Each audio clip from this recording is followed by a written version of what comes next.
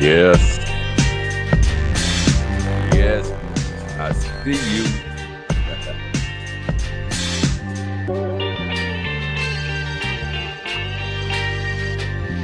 Here we go. We do the countdown. I do the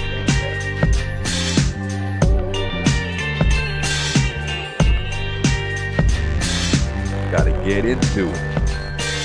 Just get into it. Get involved.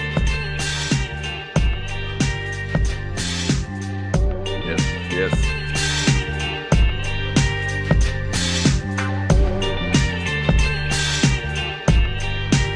Oh, that's wrong.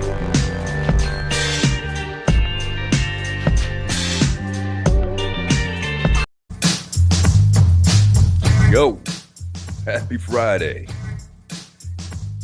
A little later today. It's all right. Running around. Had to do the setup. Made it in here. What is up, man? Happy Easter, all that good stuff, man. As we head into the weekend, hopefully it's a long weekend for most of us. Yes. Did the family thing, a little earlier. Got to break off. And what up, right away? Homeboy Tiz, how you doing, sir? What up? Black Anonymous, what you saying? I did not see your last blog post, but I'm going to check it out, even possibly tonight. Who knows? We get into it, do all that. And we got a brother of a certain age. Man, we got some all-stars in the house already, man. And I've just been out all about 30 seconds. Welcome to the Last Call podcast, as we do it live once a week. Even though about 15 minutes late today, we like to start about 9 o'clock on a Friday. So long. I didn't even know if I wanted to alter the day, but I was like, what's the deal? Why am in the house? What is up? Last call in the house. That is correct. Am in the house, man. What's up? See, you just posted something a little while ago while I was driving home. In here doing this. Tell you a little bit about the format as we get started. We do some housekeeping. I make that joke every week. It doesn't seem to be funny. But housekeeping rules, so you know the format. If you're brand new, or you're just checking me out for a little bit too. I do the live once a week, 9 o'clock on Fridays. Seems to be going pretty good, We've had my man Tiz up in the house. And actually, I'm going to post that link for anybody that wants to jump up. I only have really a couple things I want to talk about tonight, but I also want to keep it easy. Easy, chill, good vibes. We've had some intense stuff the last couple weeks. Things I wouldn't trade anyway. And, we had some good people, good content. And I appreciate all of that in the house. Kimberly, thanks for coming in. All right. Wow, we really got some good people already tonight, man. Sorry for being late. So, yes, this is Last Call Podcast Live. We talk about a couple things. We got a couple guests that come up, and we just talk. Today, I'm going to open the floor just to talk about anything silly, anything real. Of course, there's always something going on, that we could sink our teeth into. And once a week, I also drop a video. I guess I might go through it a little later on. The last video I dropped, I like to do about these 20-minute videos on a certain subject.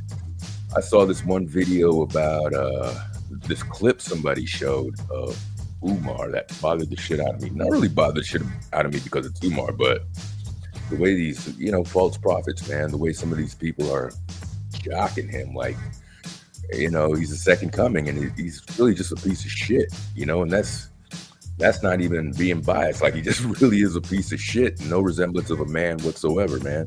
And my concern in that sort of thing is like, why? What is it about people? And maybe I'm looking at the younger generation, we might get into this a little later while I'm talking about it now.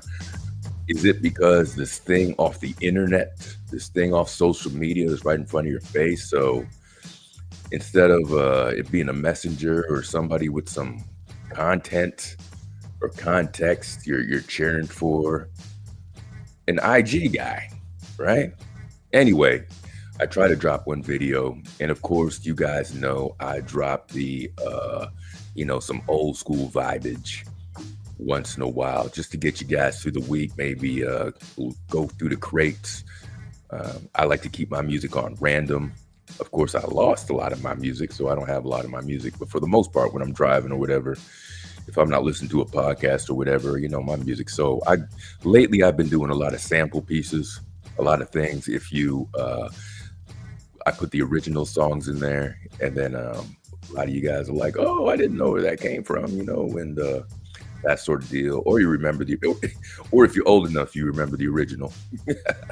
That stuff too, and just for good vibes, and just who doesn't like a little memory of some old school stuff jumping in there as well. The brother Emmanuel Briggs in the house. What's up, man? Good to see you, OG, triple OG.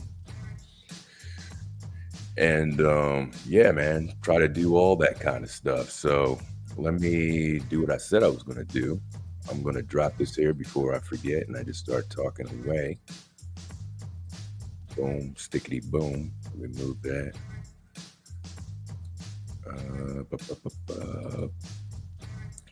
Pin that message. That's for anybody. It's for anybody that wants to jump up, say a what's up, start a conversation.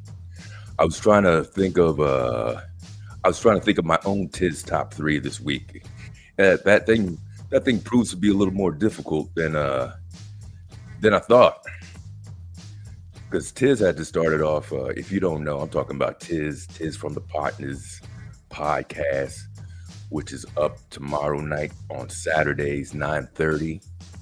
3 dudes chat it out, and you'll often see me on there a lot talking shit, either in the chat or they invite me up there to talk a little bit. So of course I'm going to do that, and we just have a good time, man. And part of the program, they have different segments. Tiz has the Tiz top 3. So obviously top 3 is the top this, that, the other. And actually, like most times I say on the show, it is replay worthy. So was it last week? I'm pretty sure it was last week's show. Tiz came out with Tiz top 3 sitcom dads. Now I can't go back verbatim and tell you all the dads that we chose, but we spent a good amount of time on this, as where I thought it was just going to be a quick, I like this guy because, he added this to the show or whatever, so I'm just going to give you a little rundown as we might as well just get right into it. So his first guy was Uncle Phil, and Uncle Phil was like the amalgamation or the inclusion or the buildup of what all fathers kind of meant to him. And there's no way I'm going to sit here, Tiz could talk and tell you verbatim the half an hour or probably even 45 minutes, because we did weave some information in there while he was talking too. So why that selection of his was so important. And it got real. At the very least, I could say it got real. It was a real conversation. And we got to I guess I could say the core of a whole lot of things in families, in our personal families, growing up, what we endured, and our life lessons as men, and what we carry on, as well with that. So that we got deep with that one. If I could remember some of the ones I brought up, of course, James Evans. I'm really down for the blue collar, everyday worker. Man, I forgot what the quote is, but there's actually, I think Dr. Dre used it at the beginning of one of his tracks. Something about being brave, people think they're brave because they pick up weapons and do this and gangs. And he said, who's brave? The working man. The one who wakes up every morning and works and feeds his family. That's what the brave one is there, and yeah. And like I said, I'm down for that. James Evans was one of mine. I'm trying to think of the second one. Bill Cosby. Cosby was one of mine. Not old Bill Cosby, but he did bring a lot to the forefront. I was explaining I had a little time in Brooklyn as well, some New York roots and some family. So actually, that street almost damn near, well, one side of the street, if you go, if it's east, damn near looked like the Cosby set, the street. But if you went right towards Flatbush, it was like a different world, man. And, again, it just brought to the forefront a family that struggled with different things. You saw yourself in the kids. One of the things that we liked about the fathers as well, Cosby was a little bit more modern with what he did, and you kind of related with the kids, breakdancing, the music. They were one of the first families. Cosby was really responsible for bringing a lot of things into your living room. He brought a lot of like West Indian culture and big names, even if you didn't know it. He did bring that in there. I remember episodes when he had like Dizzy Gillespie. If you didn't know your jazz and all that stuff, he was a big proponent of, bringing those cultures into your living room if you weren't even familiar with it as well. And I always thought that kind of stuff was really cool, man. The way that they did it, and the fact that they gave the mom and father, good jobs, educated, which, that was one of the criticisms. You'll hear a lot of stand-ups say, oh, one's a doctor, one's a lawyer. Regardless of one being that, when we do have successful or at least professional people in certain neighborhoods, man. So to me, that wasn't so far-fetched, and that was actually a good show with some of the topics. Of course, it was TV. They couldn't get too crazy. Remember when Theo's buddy put a doobie in his books? And he had to go and explain that to his pops that it wasn't his. He had to go back and fight the guy or something like that, or almost going to fight the guy. I got a little Cosby trivia for you too, man. Here it goes. It's hard for me to word it, but I'm going to try to do it anyway. I'll just tell you the goddamn trivia. I can't formulate a trivia right now. Did you know that The Cosby Show was Adam Sandler's first acting gig? Did you know that? Little Adam Sandler. Remember that? He was Theo's friend. Yeah, he had Stevie Wonder in there. Remember that? What was the line? Jamming on the one. They went into the studio, did a little. That was actually a real cute episode, man. They went into, they were all starstruck by Stevie Wonder, which I'm sure it's funny to hear years later that all these people used to hang out. Eddie Murphy, all these guys used to hang out and all that stuff too, right? They were stars in Hollywood back in the day, man. And yeah, say you knew that, Kimberly? Are you sure? I'm sure there's a bunch of trivia you could get on there. And one of the things with James Evans too, that man worked in the projects of Chicago, and we're talking about generational crossover as well, where he worked the way he worked, and he didn't put those expectations on his kids, right? Imagine he's working like 15-hour days, breaking his back, put food on the table. Kids are sleeping on a fold-out mattress eventually in the living room / whatever the hell else room that was. He come home after a 15-hour shift. JJ ain't working. He's painting. So he allowed these kids to do what the next generation of kids were supposed to be doing for the shit that the previous generations fought for, right? Michael was a little bit of an intellectual sort of deal, so he took that stuff, He was the he was the quote unquote straight man in the funny use of terms in the episodes there, but in Thelma, she was artsy too. And just a couple generations ago, or even just before the civil rights movement, you couldn't afford for your kid to be the artsy one. It was about work. It was about, sticking to the regimen, sacrificing. You didn't have all those freedoms. So to watch the fathers do what they had to do and allow those kids to have those freedoms, if you go back and think about it today, it's a little bit it's a little bit different if you're able to analyze it as well, right? Um, I never really thought about their money and high-powered jobs on the Cosby. I just thought, right, me too. Even though they did include it, in a few episodes, we're very aware of what they did. It did show the professionalism, if not some of the education, how they handled themselves in situations, how they were able to be advocates for their kids, if something went wrong as well. I mean, we all, if it wasn't your family, we all kind of had a family that could kind of kick some of the kids in the pants, kick them straight a little bit if they were acting up. If you had the parents who were concerned when you were going out, be like, who are you going to be hanging out with? Oh, I don't like that one. Be careful, blah, blah, blah. Make sure you're back at this time. Who's picking you up? All that stuff. Not everybody had those types of parents, man. But I think I agree with that as well, that they captured the community essence very well with that. When they would meet with the friends, when they wanted to do stuff for their parents, when the grandparents were on there as well,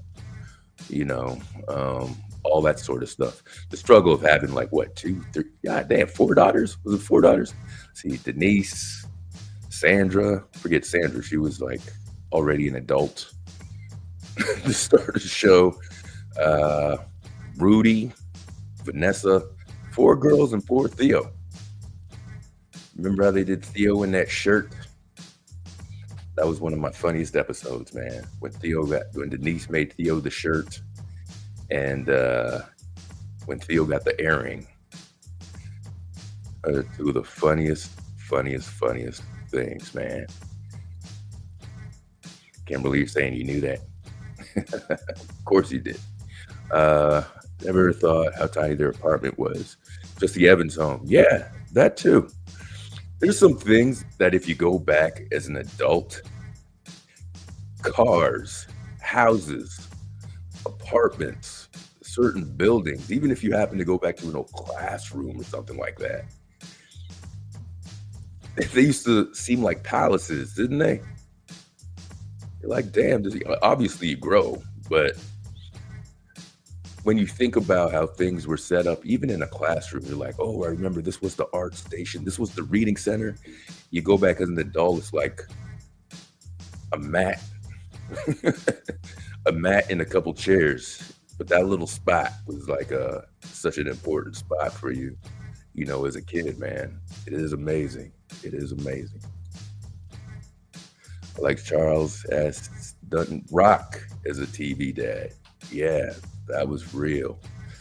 Rock was real. If you remember that episode that I guess it was the famous episode where Clifton Powell was on that episode, and it seemed a little too real, man. Rock had to throw him up against the wall, and they were gonna get into it, man, on some real stuff. That was a really good show, man. I forgot how many seasons they went with that, and how it ended. Even I haven't seen much from that guy. Is he still around? Dude who played Rock? Stephanie, what's up? Steph, well, I even got you here. You know what? You said more than a couple weeks ago, 2-3 weeks ago. We were just busy at the time. But you said something about Cash App. You might have to go after Cash App. You're like, I'm gonna have to sue these guys, like for real. What happened with that, man? Did you have to go? Did something happen with you there? Did you have to flex your legal muscle at these guys? I meant to ask you more about that in the follow-up, but I didn't get to. If you'd like to tell us the story, I'd love to hear it. And wrapping that up. Oh, you know what? I think I'm lying. I overspoke. So I know those dads came up. I want to finish the dad things. So who'd I mention? I mentioned Uncle Phil, James Evans, Cosby, maybe I forgot which other ones Tiz got, but another one that I brought up. I think he brought up Archie Bunker. And the final one that I brought up was want to guess? In the line of everything that I said, the last father that I brought up. All right, I'm just gonna tell you. Al Bundy. I don't care what you. Al Bundy was a good dad, man. He was a good dad. He was, again, blue collar. He's laughing at me. He was, you know, he wanted out of that family. He was living in his personal prison. He was a patriot. He loved America. He loved American-made items, cars. Oh, damn, he put that Carl Winslow in there. Ah, that is a decent one. But I've still put a couple others over him. I put a James Evans over Carl. I put a, oh, it's tough. I'll still put a Cosby over Carl. I think a lot of those guys come from the same root anyway, you know. But yeah, I say Al Bundy, poor shoe salesman, represented the American dream. He just did what he had to do, you know, and he tried to give, remember, he even tried to give his family vacations. Because all the families, you know, they go to Walt Disney, where you went to Swampwater, Florida, you know. And he got the he got the Temu summer vacation, but he went, damn it, and he did it for his family. Archie was a difficult dad, but I know he loved Gloria. He was like a big bowler. Yeah, he was. He was a good actor too, because he went on to do what was it, Heat of the Night, like a totally damn different person, right? Well, of course they're all actors and everything, but you know, to me that just showed his. A lot of times, you know, I was younger as well. I didn't totally get into that show, but every time I would pass by the show, I'm like, this is the same guy. Like, damn. And it was always good. I think I saw a clip of him and the one that played Edith. You know, they had some sort of a reunion some years later, and he just seemed like a nice, gentle soul, you know, on there too, man. And Homer, yeah, I thought of the cartoon dads.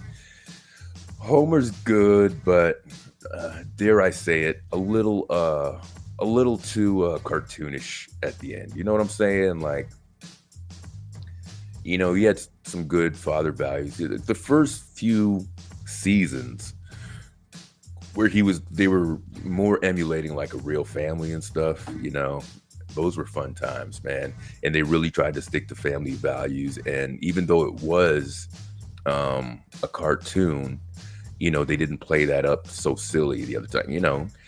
It got a little crazy at the end, but what can you do? What season are we in? Like 30 freaking something. Hank Hill, because that is a damn. That is a good one. I can't even lie. That is a good one. You know, I used to kind of watch the first few seasons. I fell off a little while ago with watching it, but I got to agree with you on that one. Because his dad was a tough military dude. Bobby's a little softy, you know, and whatever's going on with the neighbor, all that sort of stuff. Yeah. He's gotta be up there. You're right, man. All right. Yeah, I mentioned Edith too. What were you saying? YM about Edith. What were you saying? I don't even see where that post is. But probably if you are thinking of, is that her real name? Maureen Stapleton? Edith? The Edith character? And what a talent she was too, right? She wasn't even that bimbo-ish woman outside of her acting as well. Like, those actors like really acted, man. And now we're going to start talking about sitcoms. Damn it, you guys. I brought up sitcom. Now you're making me think of all the sitcoms. So fuck it. It's Friday. It's a long weekend for some of us. So why don't we just start talking about sitcoms and shit? because now you're gonna make me bring up a couple. Let me get through a couple of these, and I'm gonna start posing some questions and starting a eat it. Stephanie, no, I mean Gloria, his daughter. Huh. So Gloria, the daughter, that's Sally. Shit. Help me out here. If you're talking about the daughter, Rob Reiner's girlfriend, is that who that is? Sally Struthers. So is that who we're talking about? Who played Gloria?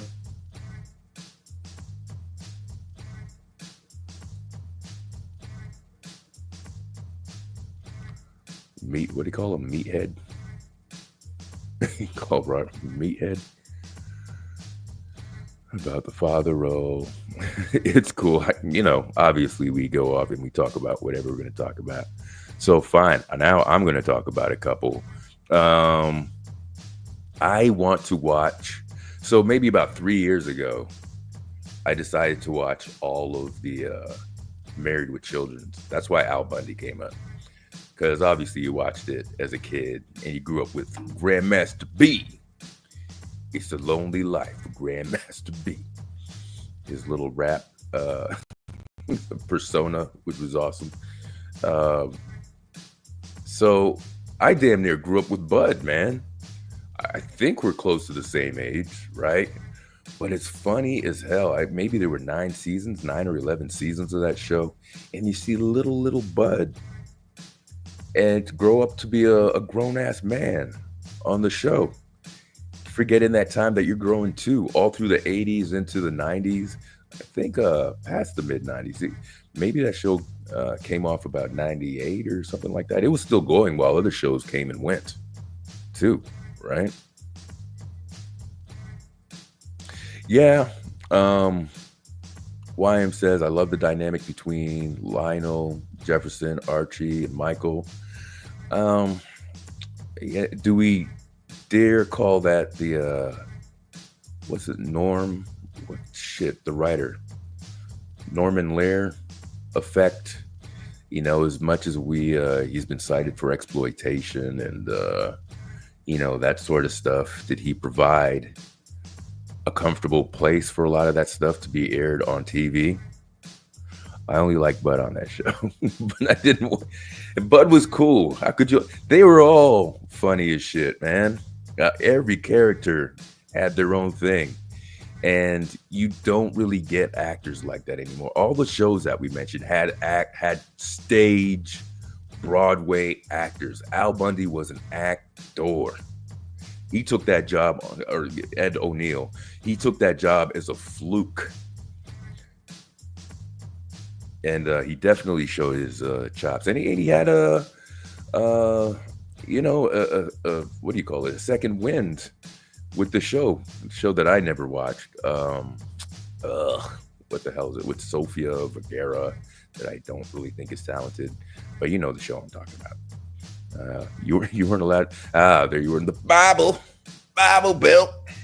Weren't allowed to watch Steph. Were you watching there, Stephanie? Were you watching House on the Prairie? Remember, while we're talking about shows, remember that show? I just remember that mean neighbor girl, the blonde girl with the curly locks. She reminded me of my sister. Just evil for no reason. But yeah, as I'm trying to read all these. So the next sitcom that I'm trying to watch. Any guesses for the next one? Could answer that question in 1 minute, Kimberly. My next sitcom, Cheers. Because I get it. I get not just the bar scene. I'm not talking about the night. I am talking about specifically, you're done your day at 4 or 5 o'clock. Before you go home, you stop to the bar for a couple. Hop back on the train, car, taxi, go back home to your family. It's like a mini vacation. And now that my mom used to really like that show, and like most things, you kind of get some of the lowbrow stuff or whatever. You know, you go to the bar scene, you got your, could say your intellectuals and your intellectuals, represented by Frasier and Diane to a certain extent. You had Woody Harrelson's first appearance acting gig on those shows as well. And he was funny as shit playing a dumb guy. Or wasn't he? Oh, you know what? I got to go back and answer this. What do we think about George Jefferson? Liked him. I liked the show. And as we were saying with the Cosbys before, like, was it hard to believe that, what their professions were and all that stuff? Yeah, that didn't really matter with this, although what a weird, or I should say at least a unique angle, that he owned some dry cleaners, right? And he moved to the deluxe apartment in the sky, and he had a live-in maid. She lived there, right? Wife Wheezy had Lenny Kravitz's mom in there. She didn't know that at the time because he wouldn't have been a star at the time.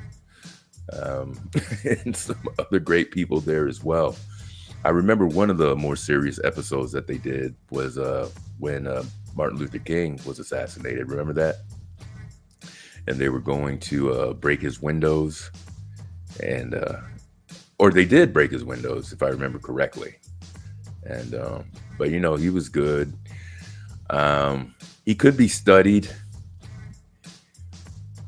because he's the type of person in society now where people would say, oh, he's stubborn, he should be more cooperative and stuff. You know what I'd like to see? A real study. I know I'm going off to the side, another side note. But this is something for us to keep in our minds over here. I got a lot of messages to catch up on. But I think there's something out there called the Carlton effect. Carlton from The Fresh Prince of Bel-Air. That is a very, at the very least, divisive, interesting character, and what he would represent in society. Him doing the Carlton dance and whatnot. I think, I haven't quite worked this out. I shouldn't introduce it when I haven't done all the research for this, but I think his character was problematic. I think that because he was expected to act a certain way. I think what his status was in the show was gravely overlooked, because they made him such a clownish figure. If you would, they kind of made him an Uncle Tomish type character versus the merit of his parents' hard work in him continuing that legacy. But then again, yeah, it's just a sitcom. I get it. It's not all that deep. But I think in hindsight, having that space on, the sitcom and on NBC, he may have done a little bit more of a disservice than actual entertaining. But, that could just be me thinking way too goddamn much. I don't know. It's Friday. What the hell am I talking about? Look, yeah, she was. Oh, you know what? I never saw Sons of Anarchy. There's a lot of shows that I haven't really gotten into. I did the Breaking Bad. That very well could have been one of the last full series that I've watched. Breaking Bad. If you haven't seen it, I don't even want to talk to you, man. I don't even want to talk to nobody who didn't check out Breaking Bad, watch the whole thing. Somewhere in between that, I watched The Wire. Big Wire fan. We finally wore my dad out of Simpsons because you have to. Listen, when I was in the house, at one point they put the Simpsons on like 8 times a day. You could catch that show. That and Seinfeld. You wouldn't miss it. And my dad act like he wasn't watching the show, but he'd pass by and catch some laughs from how stupid Homer was. They like it. There's something about it that gets to everyone. You had Conan, man. You had Conan O'Brien writing for you. You had to, and he was a funny ass dude, man, doing that. I was Lee. I was. What does that mean? I lost you there, Steph. I don't know. And Steph, what was up with the Cash App thing? You got to tell me about it, man.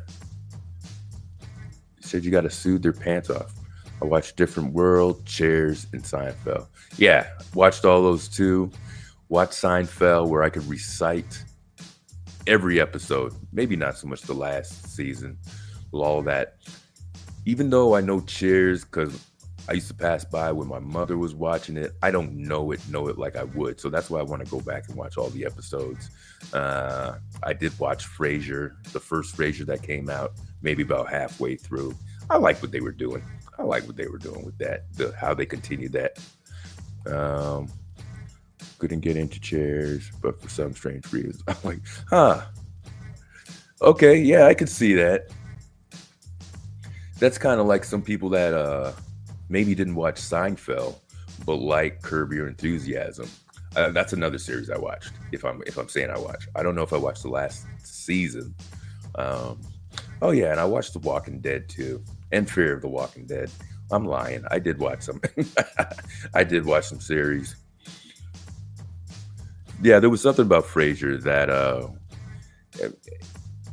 I don't even think I was the demographic for that, but I got it. I liked it. I like what they did. It was over there in Seattle. The blue collar old police chief dad, pretentious Niles, Frasier, who was high strung, and what's her name? Daphne, or is it Daphne? I can't really remember. Who added her thing into it?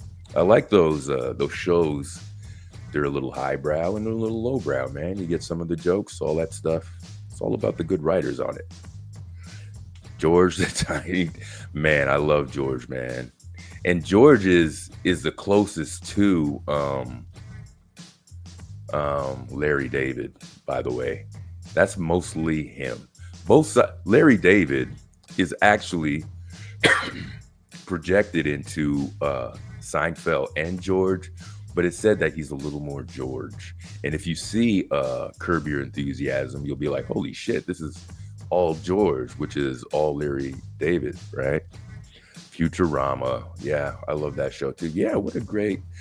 All right, so now I got to ask the question. What's her name? Katie Seagal. Is she, in fact, Steven Seagal's sister or some shit? Or am I on crack? Help me out. I need that information.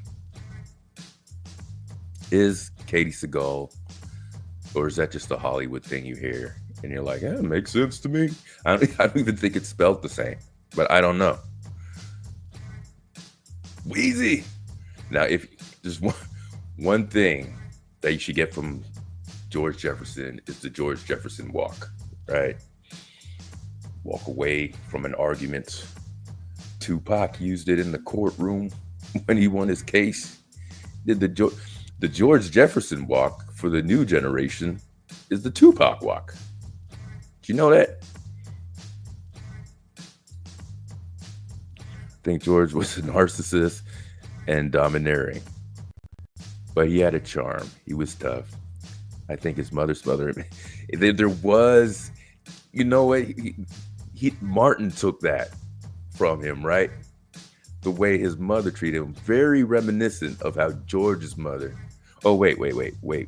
Which George are we talking about?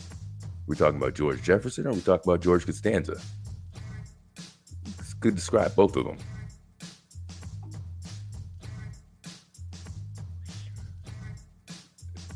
George Costanza was a narcissist. That is absolutely true. He thought the world was against him. And I think one of you guys put her name down here, Stella something or other. Man, what a good actress. There were some good actresses in there. Helen was awesome, of course. My grandfather was like a white George Jefferson, except for moving on up. I'll let your imagination do the rest. All right. Yeah, I get it. In Texas, are we still talking Texas? Texas. And we probably should talk a little bit about that case going on in Texas. But I'm having fun. I can't even catch up with all your, with all these. Hold on, you said all the way down. Yo, you were talking about George Jefferson. Okay. So then I was right about the Martin thing with him as well. Gotcha, gotcha. I liked when he did the George Jefferson dance when they were getting down like at a party and stuff like that. He did his little thing. I don't even know what to call it, like the slide, George Jefferson slide. I saw there was I guess a mini documentary about his life, and he actually brought a lot of that from his stage characters onto the show. So that little Jefferson thing, he was doing that. I did not know that he was a gay dude. I did not know that. Doesn't matter to me. I just thought it was interesting the way that he portrayed in the 70s to the 80s, the 90s. Which one of the shows? Was he on Fresh Prince of Bel-Air? I want to say he was, but I can't. FPOB. Fresh Prince of Bel-Air. Got it.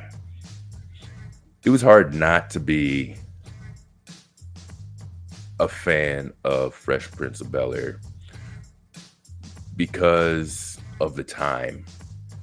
You know, I think it started in the late 90s. You didn't get a lot of hip hop or rap representation at that time. And at least me being young around those times, people like Theo and Will sort of brought a little, even though it wasn't like gangster rap or anything hard like that, that sort of stuff was still acceptable at that time. To just be able to see maybe some breakdancing, you know, a few years later when Will finally got on there, you know, you got to see what you consider a hip hop guy kind of act like a fool with some acting chops. I'd say his acting got better, you know, up on there too. I know I'm mad late. I'm going to pick up. I'm going to pick up just a little bit. But did I explain that good enough? About why I thought Carlton his character was a little bit problematic, and then you said, "Oh yeah, but Hillary was a clown too." Yeah, oh yeah, all that stuff. But I don't know. Maybe it's being a black man where I'm more critical of that and knows what that perception, I guess, could lead to, and how problematic that is. You know, to another certain extent. I read him as low-key closeted. Which one? We're talking about Sherman Hemsley. Imagine being an accomplished actor and you get drugs named after you. If you know, you know. All right.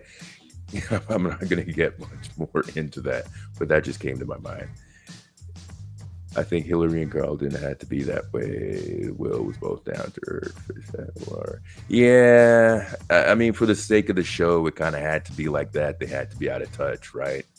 Of some of the elements. Again, it's a simple premise. Maybe they didn't plan to be making social statements or anything like that too, you know. Michael K. Williams, The Wire. Man, we could do a whole show on The Wire. Boy, I can't even believe we're like half an hour or whatever in, and we're still talking about sitcoms. Never watched Breaking Bad. Oh, come on, Steph. You can get into Breaking Bad if you got a personal reason. I get it, but I never, you know, some of my co-workers had to tell me about it. A lot of these shows I find out way after the fact. Talk to some coworkers like, you don't watch this? Because generally I'm a hard sell on a lot of shows or anything new for that matter. I don't care. I don't care what's going on out there. But some people we used to talk about shows and stuff. They were like, yeah, I watch this. And a lot of those things I got hooked on, you know, right away, man. Yeah. Conan was the real deal. It's bullshit what they did to Conan too, man. He was supposed to get the late show spot. Hey, late night television isn't what it used to be, right? Remember back in the day, like, you know, Johnny Carson passed the torch on to Leno, to somebody else. It was either the Tonight Show or whatever, the Late Show. Those two things, right? But since media has opened up quite a bit, nobody really looks there for the latest comedians, actors, you know, to have a midnight soiree with, you know, whoever the hottest is in town and all that stuff, you know? And I didn't get into Better Call Saul for some reason. I just, I think sometimes I can't stand the commitment of getting into a new series. Doesn't matter how badass it's gonna be, man. I'm just like, all right, shit. I just got through this one. Even though I did watch Fear of the Walking Dead for some stupid reason. You know what the problem is? If you put it in binge mode, goddammit, that is not fair. I watched this series called Weeds. Tell me if you saw that one. And if you didn't, you'd like it. I think it came around the same time as Breaking Bad, if not like a year or two earlier on HBO. Any series I'd watch back in those days, I would smoke between each episode. I'd watch a season. Then I'd go back, watch the season again. And then I'd watch the next season. And then I'd go back and watch the first season to the second season, and then I'd watch the third season, and then I'd go back, watch the first season, second season, third season to the fourth season, because I'm a weirdo like that. But yeah, that's when I used to do stuff, and I really got into the shows that way. I did Breaking Bad like that. I did Weeds like that. Streaming could have been the worst thing to happen to me at that time. So you say some stuff happened. Oh, where I'm mixing stuff up. Okay, I get you. Sometimes when it's a little, I get it. I hear you. When shit's real, it's real, man. All right, Emmanuel. Walking Dead was a shit until like the 7th, right? I know you're not even going to argue with this one. Did you watch it? I think there's like 9 seasons. I may have stopped watching around 7. Then I did Fear. Unfortunately, I did watch Fear right to the end because it was on Amazon Prime. I kind of regret it, but you know how the shows are. They bring the characters back, but mad critical of some of the shit that they did, man. Ew. YM. You were a Will and Grace fan? Oh, wait. I think you weren't. I couldn't get into any of those shows. Okay. No, you said you couldn't get into any of the shows.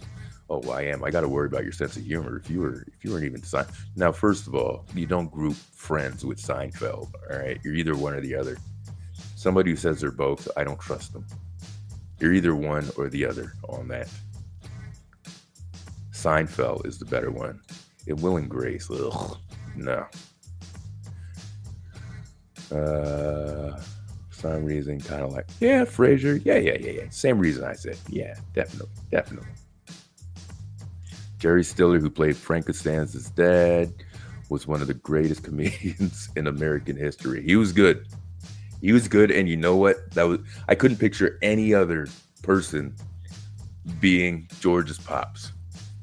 He was funny as it's amazing because for a lot of these shows, like some of these guys weren't the first pick, right? Yeah, and movies, obviously, they do that too. Obviously, you cast.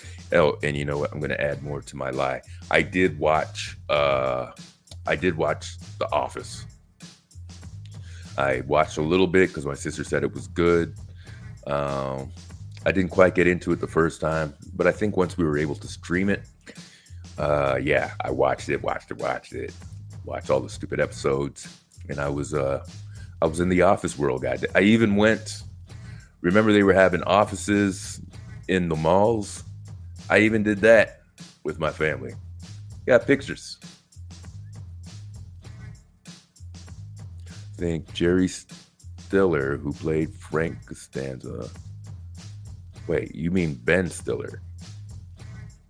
Wait, what the hell? Am I reading the same thing again? I'm going crazy. No, we read that already. But I think you might mean Ben Stiller. Ben Stiller. Jerry. Fuck. No, Ben's a kid. Jerry, you're right. All right. You're right. Yeah, I want to watch Cheers again. But you know how you have to freaking subscribe to everything, man. The only one that shows Cheers is the Peacock Network. And that's like the one thing I don't have. And I don't want another one. So one of these places, Netflix, Prime, you're going to have to release the goddamn thing, man.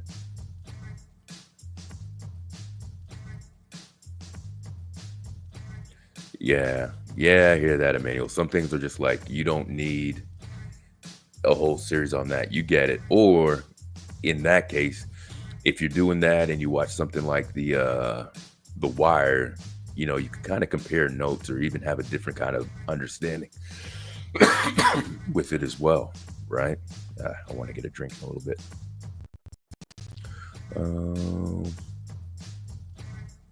Yeah. Talk about it. All right.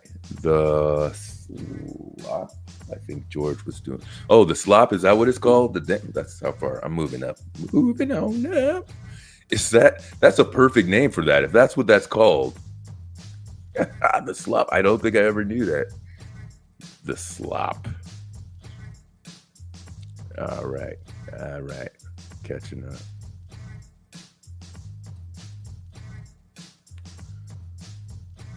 All right, just catching up before we move on to the next one. The new Fresh Prince of Bel-Air. I get it, but is it really that good? I can't revisit. I think it had its place. I think it's something more for the new generation. You know what I mean? Oh, okay. That's what I'm talking. Carlton. Probably. Who knows? Amen. Yes. Damn, I remember that show. Back to back with 227. YM, get into Breaking Bad. You won't regret it. It wasn't made to go on forever, so they're not reaching for material. It's nicely wrapped up. You know, good show. All that. Herd of Weeds. Check it out. At least you like the first, I think, you know, like most things, the last season is, you know, they tried to find a way to wrap it up. But for the most part, it's enjoyable. It's mixed pretty good with comedy and some of the drama that happens as well, man. You know. Yo, you know what, Emmanuel? X-Files is something I watched late too. I'm a big fat liar. I have gotten into some stuff. So I always thought the X-Files was on some nerdy shit because my sister used to watch it and one of my best friends used to watch it. So much to the point that when the first X-Files movie came out, he got me to go see it because nobody else would go see it. And he sold me on a line. I'm such an idiot.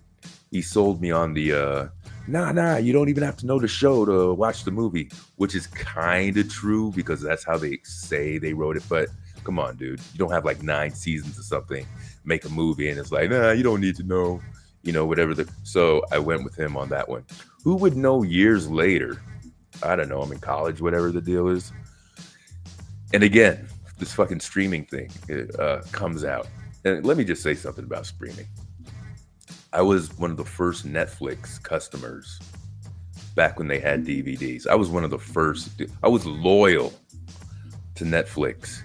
I was so loyal to Netflix. I took the time. Most of you don't even remember this. I took the time to rate hundreds of movies. I was on the 6th CD plan. So me, my college roommate, we would get the DVDs. We wouldn't even watch them. We would just record them. We would copy them and then send them back like the same night. And we had like walls and walls of DVDs. I had no idea. And when I tell you walls, to the ceiling of DVDs from Netflix. That's all we used to do. Just copy it off this plan. The plan was cheap. Do that. And then this goddamn streaming thing came in. So anyway, the streaming thing opened up and I saw the X-Files and only takes a couple episodes and you get hooked on it. And then you already know some of these things are so, you know, things get big when you don't even necessarily become an active viewer or listener, but you know everything. You know the characters, you know some of the plots. On an unrelated note, I knew 2 CDs by heart that I never wanted to even know in my life. because of my next door neighbor. My next door neighbor is this little girl. I used to work nights. So during summertime, I would sleep during the day. And her little friends, I want to call this girl bad names, but she's such a cute little girl. She was such a sweetheart. But what they would do is play 2 CDs that summer. And those 2 CDs were, Britney Spears and Spice Girls. I think they came out about the same time. And these little girls would play these CDs on repeat. That the first part of summer, I hated the hell out of those CDs. By the end of the summer, though, I'm singing. I knew the words. It's a true story. You name your cat. Anyway, I ended up watching The X-Files and all the movies. And I think there was a reboot that I tried to get into, and I couldn't. And boy, that show fell apart, didn't it? They had dude from the Terminator try to play the part in there. And, you know, like anything, instead of trying to keep it together, they should have thought of a nice roundup. But, you know, if you're getting paid like $1 million an episode and shit, I guess you try to work it out, right? Frank Costanza.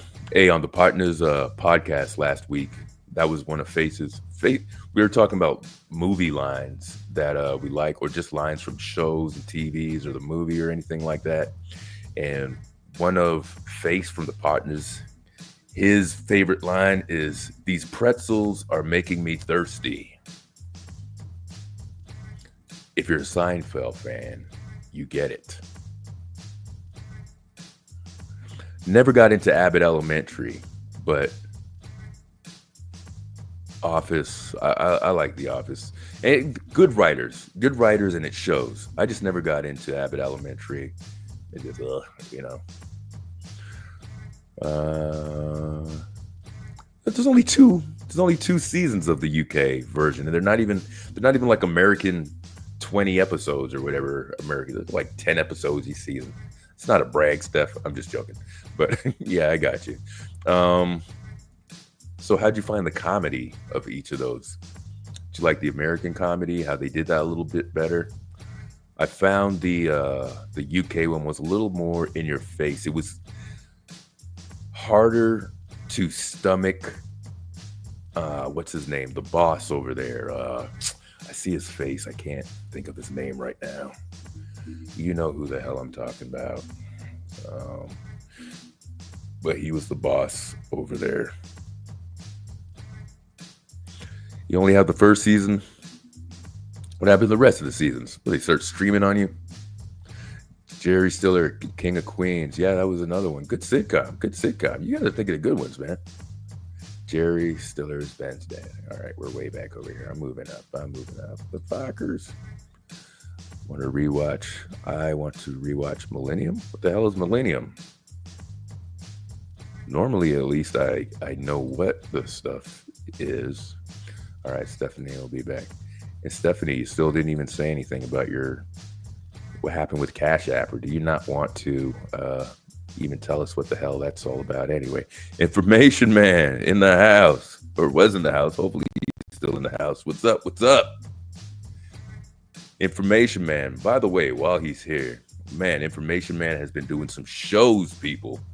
If you haven't been checking out this dude lately, I suggest you go. You know, I try to do some good, serious content once in a while. You know, I try to do a little bit of everything because that's me. You know, if it's some funny stuff going on, I like to report on that. If, you know, this is more of a conversational program here for vibes, unless I want to introduce, you know, like we did the Kendrick Johnson case, or the Bell twins, you know, that sort of stuff. But Information Man has been giving us some great information lately. And all I'm saying is, if you really need to know what's going on with some in-depth coverage, check out this dude's show. One of the things that he does, which is hilarious, he'll put on a show or a programmed show at like 9:15. I'm already at work, so I have to slyly put on the headphones and listen to what's going on. Usually, if I break out for lunch or something like that, I can put it back on and listen, you know, to the whole thing. But Definitely has some shows with Truth Media Raw. Go check that out. And of course, I think what is his main one is the Information Man show. So definitely, man, check that out. And he's been very supportive with me too. And damn near everybody that I know, around the way or around the sector. So good to see you, man. Emmanuel Brick says, all you have to do is listen to Britney Spears CDs. I got 2 kids and I watch every episode of SpongeBob. Yeah. And you know what? You don't even actively have to listen or watch it. You know the characters. and that's how much of a influence these things have in society. You could tell how people get brainwashed. It's not even actively. You're absolutely right. The Disney movies, I realized I haven't seen any of the Toy Stories, like sat down and watched any of the Toy Stories, but I know them. I know them through the kids. I know who's who. I know what it's about. Ricky Gervais. Yes, that is the name. Thank you, Stephanie. Yeah, it's amazing how that works, man. Definitely. All right, I think I am here and caught up. Oh, almost caught up. You guys are moving faster than usual today, man. No problem, Information Man. Saying a quick hi. UK shows aren't funny to me. It's an acquired taste for some of the stuff. Like I'll even, get away from TV shows, but maybe just the humor. One of my favorite movies, I like the horror genre, right? I like scary movies. And even then you could break it down to different parts. Like you could like the slashers, you could like the possession films, this, that, the other. One of the films I like the zombie genre. But one of my favorite zombie films are actually Shaun of the Dead. And that's a UK, movie based, of course, on Dawn of the Dead or whatever of the dead. All those things that you are thinking of as well, right? Millennium was X-Files spinoff. No kidding. See, I wasn't that deep into it, so that's why I didn't know. So you're saying was a spinoff. Is it done? And is that the reboot? Does it have anything to do with the reboot, or was that a whole other thing altogether? And was it any good?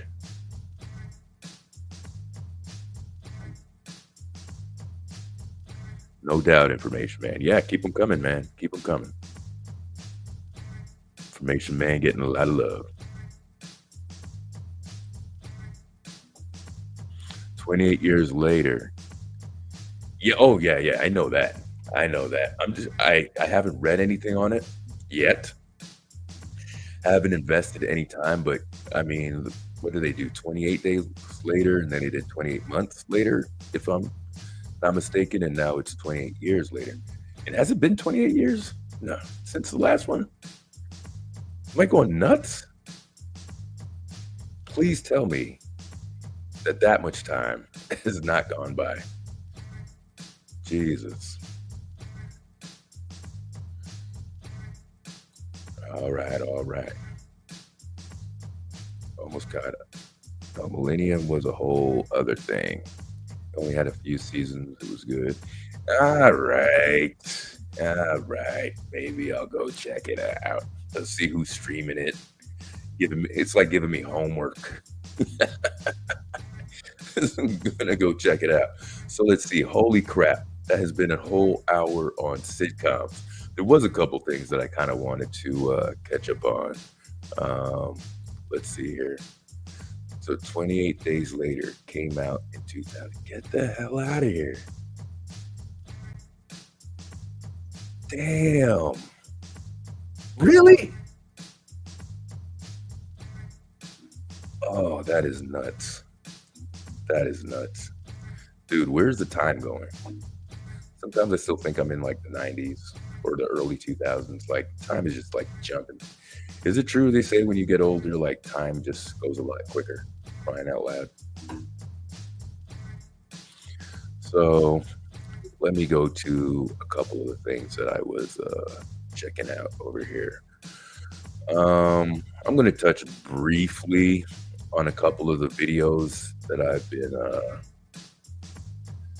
that I actually put out during the time. One of the cases, of course, what has been going on here. The case with Carmelo Anthony and this kid Metcalf, and the new developments with his father as well. I have that queued up back here. Hang on, let me make some adjustments. Okay, kick this in. I don't want it to get too serious. You'll never catch up on these children, right? It wasn't always like this. We could have a couple, and then I know some people I should be kind of ignoring a little bit, right? Get on with the program and everything. Hang on for 1 sec, people. You get in here. Where are you? All right. So let's do a couple things with this crazy case. We know this case, right? Crazy as this case is, do me a favor if you're hanging out so far, like, share, and subscribe. Check out the rest of the catalog or little library that I have. Look at this, 31 episodes. Who would have thought? From a guy that said, nah, every week to, hey, I'm doing this. Yeah, and everything else, man. Definitely appreciate everybody being here and chilling out for a little while this evening. But let's catch up with a little bit of this madness because it is happening right now. This whole situation, and we did cover a little bit last week, and I did make a separate video on this as well. And there's a lot about this. I'm trying to not go back to a lot of the feelings I had, when we went through the Michael Browns and Garners and all of this. The case, and I don't know if because maybe it's closer to the age of, the high school boys and teenagers and stuff like that. More, this case aligns with the Trayvon Martin case, I don't know, 2014 or so. It's rough. The two main components are self-defense, which on its own, where the line is drawn.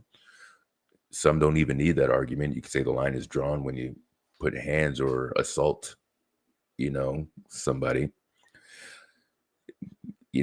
People are saying this case is so divisive, and I don't know if it's because we're in a different time. To me, the Trayvon Martin case really just is the one that hurt my heart and soul the most. I go back to that one with anything that really is associated with race or stand your ground or self-defense, so-called community policing, overseeing, so to speak, acting on the behalf of a larger majority or entity. I think I find a lot of that in this case as well. So I don't know. Let's just get into a couple things and then I'll say what I got to say. You guys can say whatever you want to say. Again, I think I put the link in there. Anybody wants to jump up and say a couple things, you're more than welcome to do that. I'm going to play a little bit of this as well. I also might play a little bit of Information Man's as well because he did such a good job of covering everything. If I could just do fair use. Here we go. 2025. A high school track and field event in Frisco, Texas turned deadly. During a UIL district championship meet at Frisco's Kuykendall Stadium, an altercation broke out in the bleachers between two 17-year-old students. By the end of the confrontation, one student, Austin Metcalf, a junior at Frisco's Memorial High School, had been fatally stabbed, and another, Carmelo Anthony, was in police custody facing murder charges. Witnesses and police records indicate the dispute started over seating at a team tent during the meet. It was a rainy morning, and Austin Metcalf asked Carmelo Anthony to move from under Memorial High's pop-up team tent, which had been set up for shelter. Anthony refused and allegedly responded by reaching into his backpack and warning Austin, "Touch me and see what happens." According to a probable cause affidavit, Anthony then taunted Austin further, daring him to throw a punch. When Austin tried to physically pull or push Anthony out from under the tent, the confrontation escalated instantly. Anthony pulled out a black folding knife from his bag and stabbed Austin once in the chest. Immediately after the stabbing, Anthony fled from the stands as onlookers realized the severity of what had occurred. All right. Panic and confusion spread. So I went through this, and there's other videos I go through this extensively. We basically know what happens at this point over here. There's just a couple other details that I want to highlight, so I'm going to skip a little bit. Coaches. His father, Jeff Metcalf, said, one is mainly from this guy who's proving to be a jackass. We're going to get to a couple other things in just a minute. Keep all of this in mind. Recalling his son's accomplishments. At 5'10" and 180 pounds, Austin was a starting linebacker on the Memorial High football squad, a role he took great pride in, and he also participated in track and field to help improve his speed for football. Football was his pride and joy, Jeff Metcalf explained. Self-employed in Canada? All right. Nobody cares. Protect your small business with insurance. Noting that Austin had been training hard in track. All right, we don't need a whole bio on this guy here as well. You know, the main point is that they had this altercation. Hey, what's up? Tiz is back. So a couple things were highlighted this week. The father, there was a press conference that they had for Carmelo Anthony. And the father, actually, you know what? Let me go see if I could find that, because I do think that's important.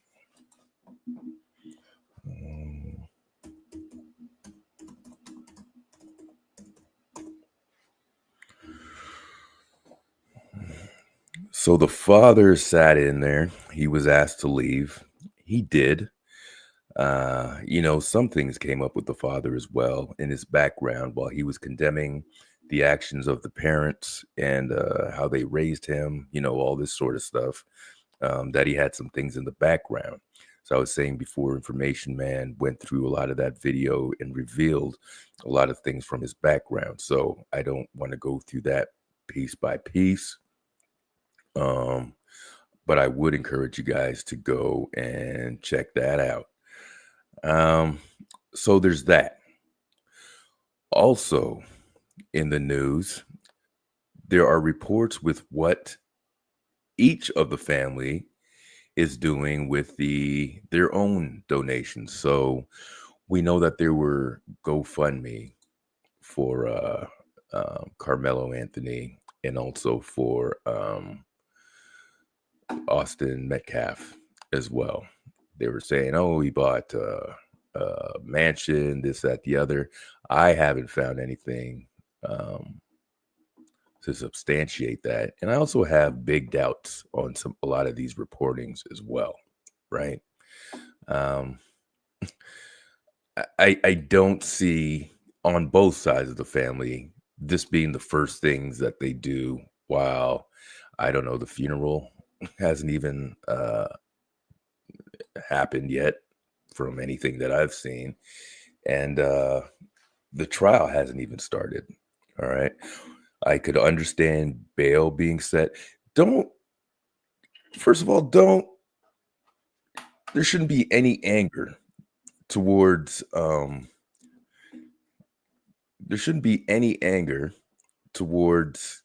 bail being made for Carmelo Anthony. We've seen Kyle Rittenhouse get upwards to like $1 million for bail.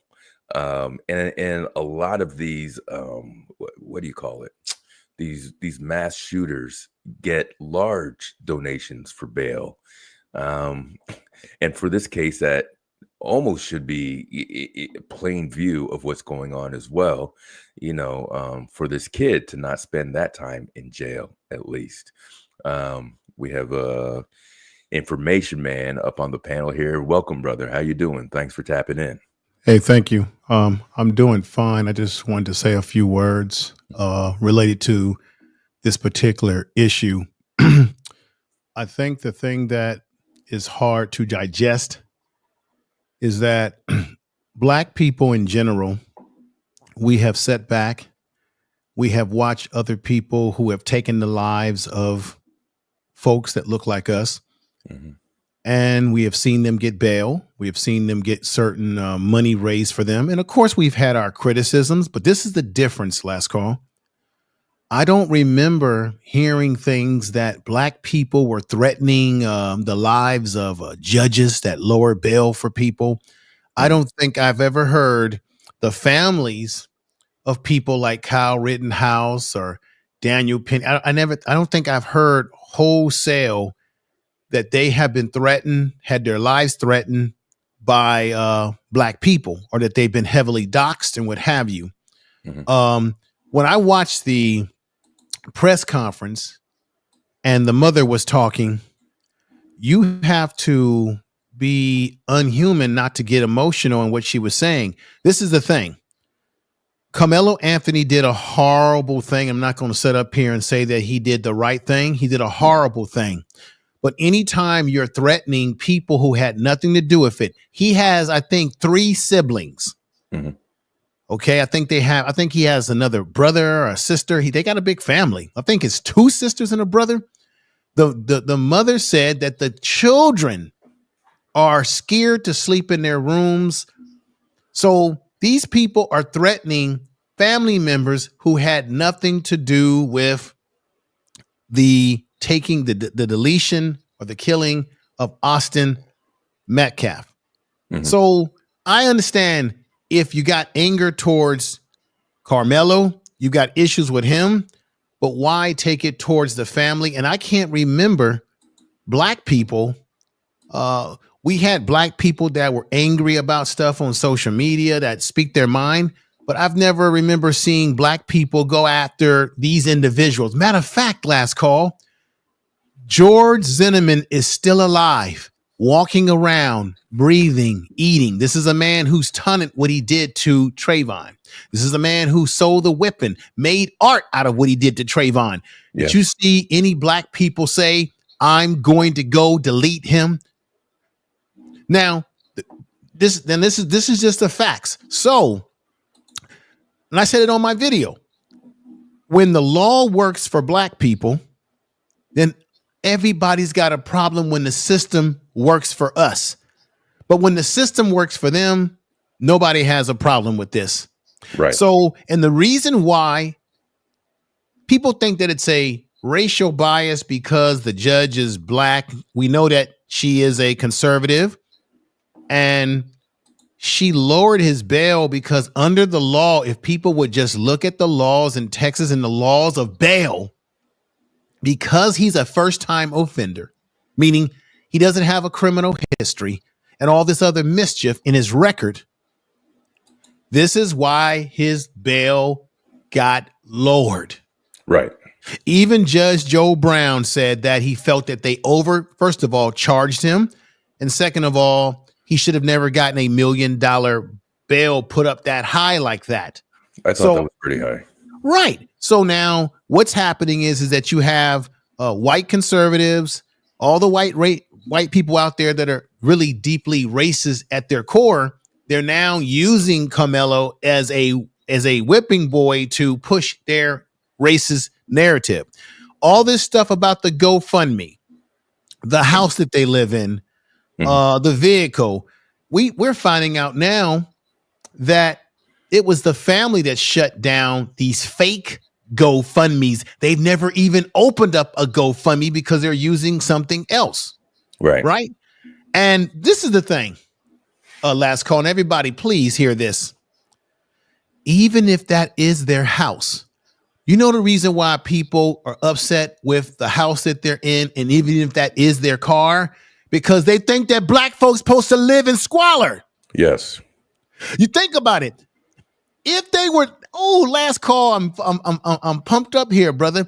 If they were living in the typical stereotypical that they think they're supposed to live in, the ghetto, if they were living in the projects, living in squalor, would anybody have anything to say?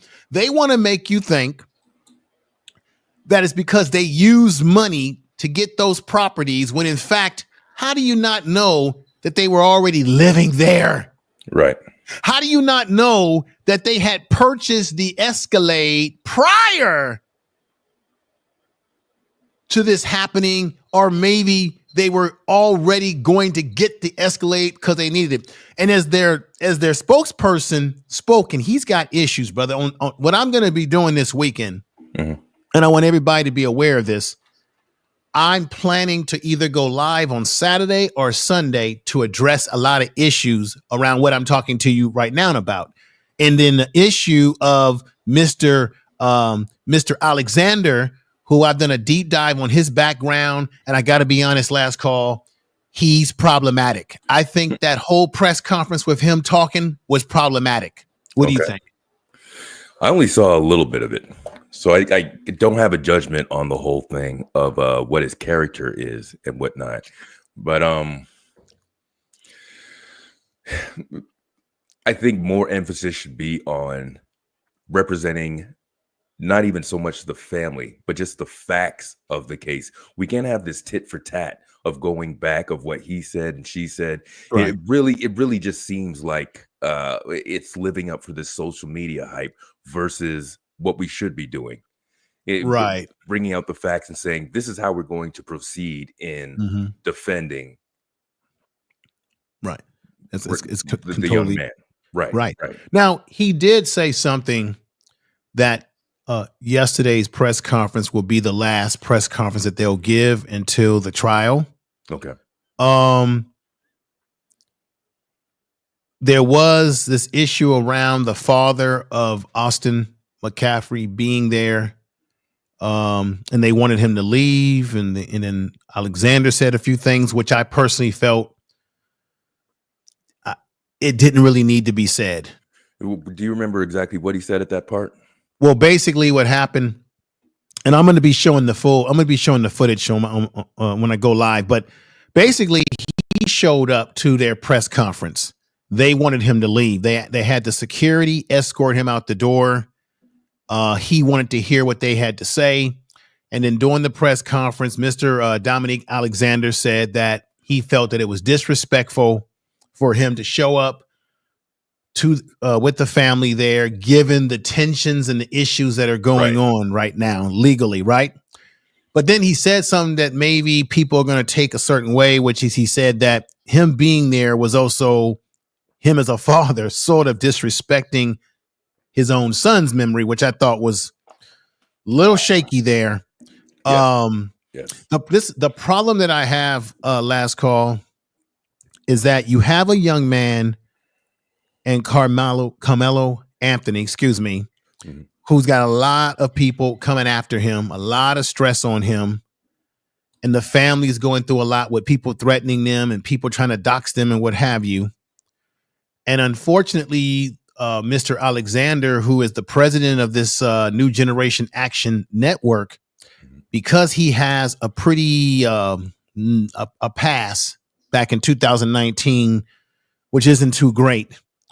I just personally don't think it's a good look to have someone who, like himself, who has some domestic issues with a wife or girlfriend, a child, to be representing this young man because of the fact that there'll be so much attention paid to his past. Because in that press conference, he also put up copies of papers of people on social media, particularly X, that are doxing the family, putting out, taking means. They took a means where they took Carmelo Anthony's head and put it on the head of Jordan as if he's being choked out by Daniel Penny. Yeah.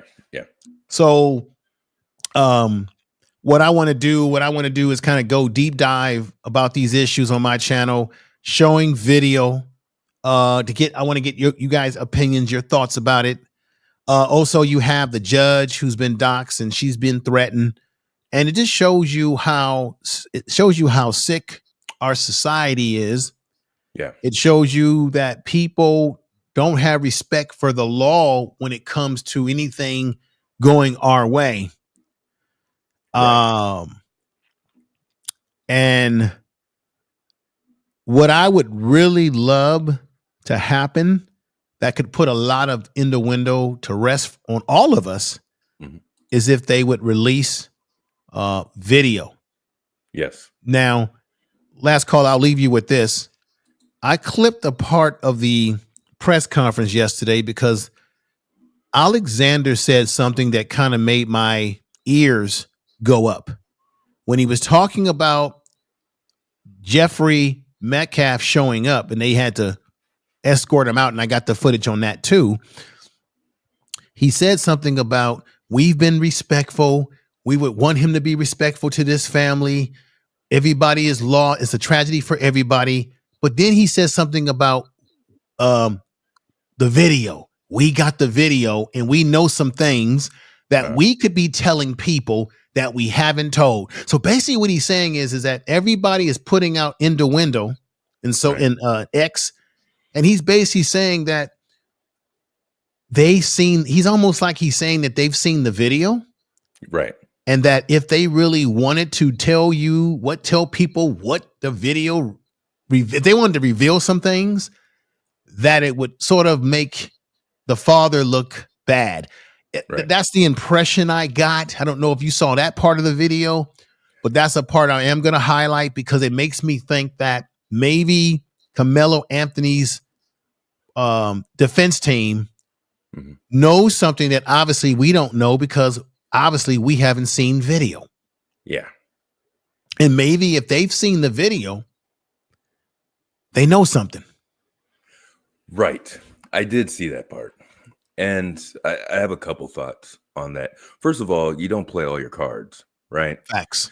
Especially when you have a whole process. You don't play up to what they're saying in social media and do the mudslinging back and forth and whatnot.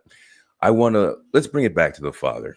Okay. Besides maybe what we might think is the obvious, maybe he seems, the first couple appearances that he had in front of cameras, the news media and whatnot, he seemed like a regular person grieving his son. But then as he's getting more exposure, some of the things that you exposed on your program as well about him and his particular past, I don't want to you could announce it if you want, for the people or anything like that to go see it. But he has a very cloudy past, to say the least, as he was condemning the parents of Carmelo Anthony. He has some things in the past where he's just frankly shut the hell up. And you don't want the spotlight with that sort of thing attached to your name, right? What, other than him being somewhat of a shit disturber, do you think the message is that he was trying to send by sitting down there in that press conference? Was it he knew he had the confidence and the backing of this unruly community that would go through all lengths of threatening a judge or doxing a judge, threatening the family? Was he there in that vein? Do you think everything else except for what he said, because he had a vested interest there because of his son, or was it strictly on evil means that he was sitting there at that press conference? Well, he was one of the first people that was there. I think he was on a mission. I think there was some intimidation factor there. I think he wanted to be there to kind of have them look at him, to kind of make a spectacle of the situation and bring attention. I think he wanted to diffuse their press conference while everybody will be talking about him. You see what I'm saying? You see the strategy? You show up to their press conference. Yes. The family members, the first time the family members decide to speak out on camera, he wants to show up to sort of take the thunder away from them to make everyone focus on him. And he was determined to stay there. You know why? Because they had tried to tell him to leave several times, and he at first refused. However, where they had the press conference at was also where this Action Network was located, and it was on private property. So they told him he had to leave. I think he got the effective result that he wanted last call. And this is where I personally think you need a more skilled lawyer as the spokesperson for the family. You know why? Because I think it would have been very effective to have the family speak out in the way that they did and have this man interrupt them and make himself look like the antagonist. You get what I'm saying? Yes. I actually would have been like, let him stay, because we want him to say something reckless to the family and the mother. And this is the reason why, because the mother already said that she feels for his family, right? Another thing that would have been powerful, if they would have let him stay and the mother would have looked across and said to him, Mr. Jeffrey, I'm sorry that this happened to your son. Our children are being threatened. Our children, and yes, our son did something, but our children and our family shouldn't have to suffer this way. I think it would have been more powerful if I was directing them to have her point him out in the crowd and begin to say the things that I just said last call. You know why? Because the optics would have been powerful. Absolutely. To see her crying, and maybe he would have broke some tears, because this is a man who so-called is saying that he's about Jesus and God and that he has forgiven. Now, they could have played on that, and she could have said, I know you said you get forgiven my son, but please, she could have appealed to him to tell these white folks to back the hell off.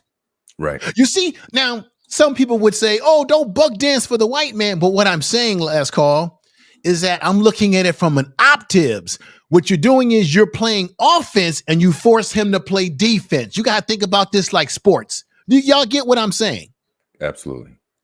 But by them kicking him out, and then Alexander going into saying some things that really weren't that appropriate when he brought up his son. Yes. You actually allowed Mr. Metcalf to actually come off as the victim again. Yes. And now the news is saying, hey, he's been kicked out. Guess what that's going to do? That emboldens the racists. That emboldens the people that's supporting him. That's not a good look from a strategy point of view.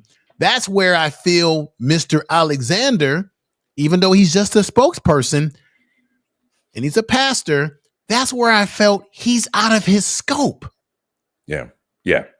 And a Definitely professional counselor would tell you that. I'll rest there. Go ahead, Les Call. I'm sorry. No, I'm sorry. I think what we're saying is a more seasoned individual that won't engage in that sort of activity is probably a more needed person. One of the things that I thought about first when I saw it, though, I thought that situation, everything is clear in hindsight, right? About what they could have done. Maybe they were caught off guard. Maybe it was more of a power move rather than say, you know what? Because everything they were going to say was going to be released in the media anyway. It wasn't like a secret meeting like that. Everything was being recorded. It was soon to be released.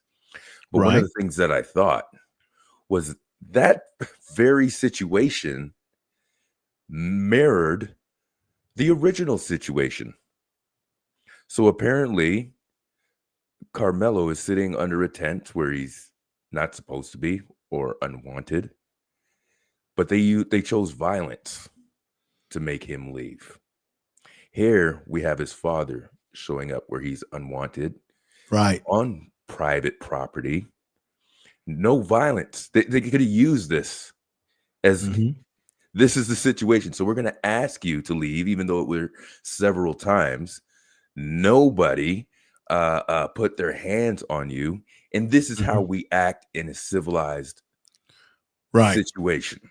Right. No hands was put on him. The officers escorted him out. I think he shook one of the officers' hand and they let him go. But I think that if I was advising the Carmelo Anthony family, I would have said this would work to our favor to let him stay at this press conference, because now you could say to him right there where he stands, you could say straight up, our family is being threatened. You said you forgive my son. My sons did something that wasn't good, but can you at least recognize that my other children who did not do anything to harm your son, they're being under siege. You see what I'm saying? How that would have worked. You want to work things to your favor. You want to gain the favor of the audience. But in my opinion, this actually worked in his favor. Yeah, and that's I think. Sorry, to me it was a lost opportunity. I think more of that. I think a lost opportunity more or less sums it up versus what works in somebody's favor. I mean, give it what you're saying with them not being as seasoned in this situation. I would imagine the parents alone just not being in the right mind, like, oh, we got to say this, so many other things on the mind that, yes, a seasoned attorney without the checkered past would be able to handle that a lot more appropriately. I think it would benefit because they're not hiding information. There was nothing secret. The only thing that I could think of why they would want him to leave is just division. Just, you know what? We'll deal with you when it's time to deal with you. We don't want you in our space. When it is time for you to be in our space, then we will talk to you, about whatever this is. But I think in hindsight, it would have been very powerful if he stayed and had some of that as well. And I don't believe he had the backbone, and I don't believe he had the strength to even stand up there as tough as he was projecting to make that statement that he would have broke down with everybody else in that moment. It was completely an opportunity wasted or not utilized. Let me answer something about YM. Both these young men went to different schools. The schools are kind of in the same area. Now, what I understand, listening to people who live in the area, they said it's very commonplace for people doing track and field when it rains to get under people's tent. So this is what people don't seem to get into their brain. It was raining that day. Yes. So no one wants to ask the question, well, why was he sitting under the tent in the first place? People want to make up lies and make it seem like he just sat under the tent because he was a bully. That he just was like, hey, I'm going to do what I want to do, right? No, he was under a tent because it was raining. That's why he got under the tent, and nobody wants to deal with that particular. Another thing that I want to go back to about the press conference last call is that as I was watching it, it dawned on me that I really believe that there should have been, I think Mr. Alexander should talk less and let the family talk more. What I'm saying is on that day of the press conference, I would have rathered him I think it would have been more effective to have the mother and father explain the bullshit with the PayPal stuff. I think it would have been more effective coming from her, because I felt something emotionally when she began to talk. She became emotional and she talked about her children, right? I think it would have came off better if he would have let them explain some of these issues, because I'm going to keep it real with you last call. I just don't think Pete Alexander does not come off as a likable person. That's bad PR, sir. Right. And that is important in times like this. So to me, I would have said, I'm going to say a few words, but we're going to really make this press conference about the father and the mother. Another thing that I think they did wrong, and I'm not trying to criticize them, I just felt this way. I really wish the father would have said something. The mother spoke. And I'm pretty sure they wanted her to speak because of the emotions of it all, right? People tend to gravitate to women better. But I really wish the father would have also co-signed what the mother said about the threats and about the stuff about the lies and the fake GoFundMe. I really wanted to hear from him, and you never did. I think that would have been better for the optics of it all. Yeah. So that's why I say in some ways their press conference was a missed opportunity. Yeah. Yeah. Especially if we were planning to have when all those factors should have been considered to make a more powerful and more purposeful press conference. Tiz just joining the program over here as I make this point. Let me just say this one thing. Yes. Let me just say this one thing. Because when I watched the press conference, the activist Alexander, he was saying some things that were discombobulated from what we need to focus on, which was them. When he started getting into this whole stuff about who the guy in the White House and he's doing his activist talk and going off the beacon path here, it takes away from the family. Why was he doing that? More about him. Why was he doing that, Info Man? I personally think this is the same shit that Al Sharpton did years ago. Mm-hmm. I personally think that because of his very salty background, he's trying to reinvent himself. He's trying to, unfortunately, I have to say this, I believe he's using the family as another way to blow himself up and to change his, reinvent himself as this well-known activist guy. I think he wants to be big time. Same thing Al Sharpton did when he took on the young lady who claimed that she was, raped. Yes. And then we find out down the line that there was some untruths about some of that stuff. Yeah. And then Al Sharpton, we didn't know who Al Sharpton was into that situation that put him on the national map.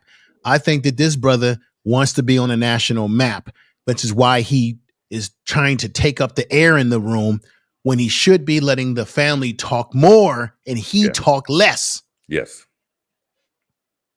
That's just my opinion. I could be wrong. No, I hear you. Very valid. Very valid. Definitely. Tiz. Peace, fam. Peace. Hey, brother. Man, Info Man cooking. Definitely. How you doing? How you doing? Good, brother. Hey, man. Blessings, bro. I appreciate you, first of all, for kind of giving a lot of the play-by-play and context of the press conference, because I personally, it's so much that's been dropping with this case. I found it hard to keep up with. So I'm learning a lot on the spot right now, listening to you. So I definitely appreciate you just giving that perspective and kind of giving some of the nuances of how both sides are kind of trying to play this.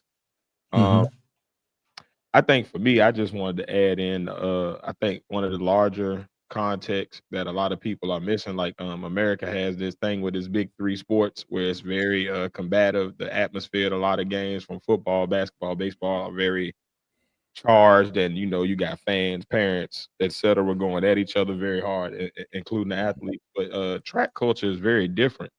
In both indoor and outdoor track in high school, at least. I remember it being a very friendly culture, very like everybody was kind of intermingling. You would get to see people that you didn't get to see all year until track season. So you were kind of excited to see people from other schools. You would see people you'd see like maybe 5 or 6 different track uniforms all sitting together in the bleachers, taking pictures, talking, like, chopping it up, eating together. You know what I mean? Because it's so much time that you spend at these meets. It's not like a game where you see each other for 2 hours that you're actually playing against each other and then you out. You had a track meet all damn day. Your first heat might be 12 o'clock noon, and then you might not go again until 3. And you're sitting there. So it's a very community-based culture. So I think that puts a different context on a lot of this. Like it makes the narrative that both sides are trying to paint of like, oh yeah, it was just just this innocent thing. No, you don't get a lot of conflict at track meets. This is not a place where you see a lot of parents arguing. You don't see a lot of fights on the track. Like, this is the first year I've seen this much hoopla around track meets, as far as the girl hitting the other young lady with the baton, and now this. Yeah. I think it speaks to how we are socializing our young people and how we are teaching them to interact with each other. It seems like it's a lot more aggression and a lot more just mind and entitlement that's being kind of taught to the kids, and that seems to be playing out on the in weird places now. Because again, like I said, I think that when you understand track culture and people who probably did track in high school, college, etc., can speak to this. Like, that's not a combative place. That's not a place where you see a lot of like we want to win, don't get me wrong, but it's so much of chasing your own numbers in track. It's such an individualistic thought process. It's not like I hate this other racer. It's I hate the fact that I can't beat this distance or this time. You know what I mean? It's very much like golf. Like, you don't see a lot of like, let's have a knockdown, drag out brawl on the golf course. It's more like, well, we gonna have a beer on the ninth hole and be cool. I just want to beat this score. You know what I mean? So I think when you see that, like, it makes it, you could tell that it's a lot of posturing on both sides to like paint the narrative in a certain way. And I think what we negate and all of that, when we add in the race, when we add in the different lawyer angles, I think we forget that these are two kids that just probably just had an ego moment. Like, the one kid probably thought he was defending some type of turf that didn't even need to be defended because you're at a track meet. It's not even that deep. Like I think Information Man, or you said last call, like, when it rains, when it's inclement weather, when it's too hot, the sun's shining too much, it's very common to see whoever's jersey up underneath your tent, your area, your seating area, whatever. Like, we share pickles, we share bananas, we share, snacks and stuff in between. Like, it's a very communal atmosphere outside of the actual races or events. So it's not that, oh, I see you in my area, you better get. So I think that goes to, more of the atmosphere of what we're teaching our kids and how we're teaching them to interact with each other, because that's not normal. So that's definitely something that's speaking to how they would interact with each other on the streets. And I think a lot of that goes to like what we, praise. Like, you got Aaron the Plumber, who's one of the most popular people on the internet right now. Kids see that. Right. Where my fade in a real way. We joke about these things, don't get me wrong, it's funny, but at the same time, like, our kids are, because of social media and their overexposure to these arenas of entertainment, that we probably, our parents kind of kept a lot of this, you know what I mean? And we didn't have the access to it. So, your parent had to take, you had to actually find it. Kids are given phones at 2-3 years old, and they're accessing this stuff readily from a young age, and that's becomes part of who they are and their culture and how they think they should interact with each other. Well, I think you bring up a very good point. Let me just point out this, because people have been saying, people that's on the other side of this have been saying, what was Carmelo Anthony doing there? He didn't have a track meet that day. Does everybody realize that track meet was the championship track meet for the whole district area? And they were using they weren't on a actual school grounds. They were on a municipal track field that they use for everybody in that county or that area for championship. So actually it was a public type track that was used by the school district for these special events. Just like when you have a football championship and you play in some stadium, some big ass stadium somewhere. So even if he didn't run track that day, he was there because he was a track athlete and maybe he wanted to watch his peers run. Why don't everybody not understand that? That's goofy if he wasn't running that day. In high school, we went to everything. If you had I went to everything when I was in high school. You're absolutely right. The high school sports are big business in the South, like especially in Texas. Oh my God, in Texas. Like, we're going to see these kids because a lot of times, especially in Texas, you're looking at the next Olympian running, jumping, throwing, whatever. This, you know what I'm saying? So like, you're going to this, a social event. It's parents are getting together and alumni are talking, and you got the kids going to see the girl, the guys going to see the girls going to see the guys. Oh Like, yeah, high school yeah. culture, this is normal. Yeah. Yeah. So the stands But- are a mixed bag of athletes, parents, bystanders, people who might have just been walking by and been like, "Oh, I ain't got nothing to do today. Let me buy a ticket." Yeah. It's a very open. It's not this place of, oh, we all on guard or we worried about who's sitting where. Like, as long as you're not messing with the kids' bags or jumping Right. into group snacks and coolers and stuff unannounced, then you pretty much are just kind of mingling around for 8 to 8 hours at a track meet. You just there. I wanted to bring up something. I think definitely the kids' interpersonal skills today are unfortunately not that good because a lot of these kids are focused on their cell phones. If you go out in the community, we all see it. Kids are walking around. They're not talking to each other. They're just playing with their cell phones. So I think the interpersonal skills are not at a high level these days. And that also plays into why these kids do what they do, like you said. And then they watch on social media, they watch adults and other kids attack people. And then people think, well, that's the norm. That's the normal way to go. But I want to ask you brothers this too, because I keep getting this in my comment section. People keep putting out this thing that Carmelo Anthony was kicked out of school at some point in time because he brought a knife to his regular school. And now, and my point of this is that I have been trying to find evidence to that and can't find it.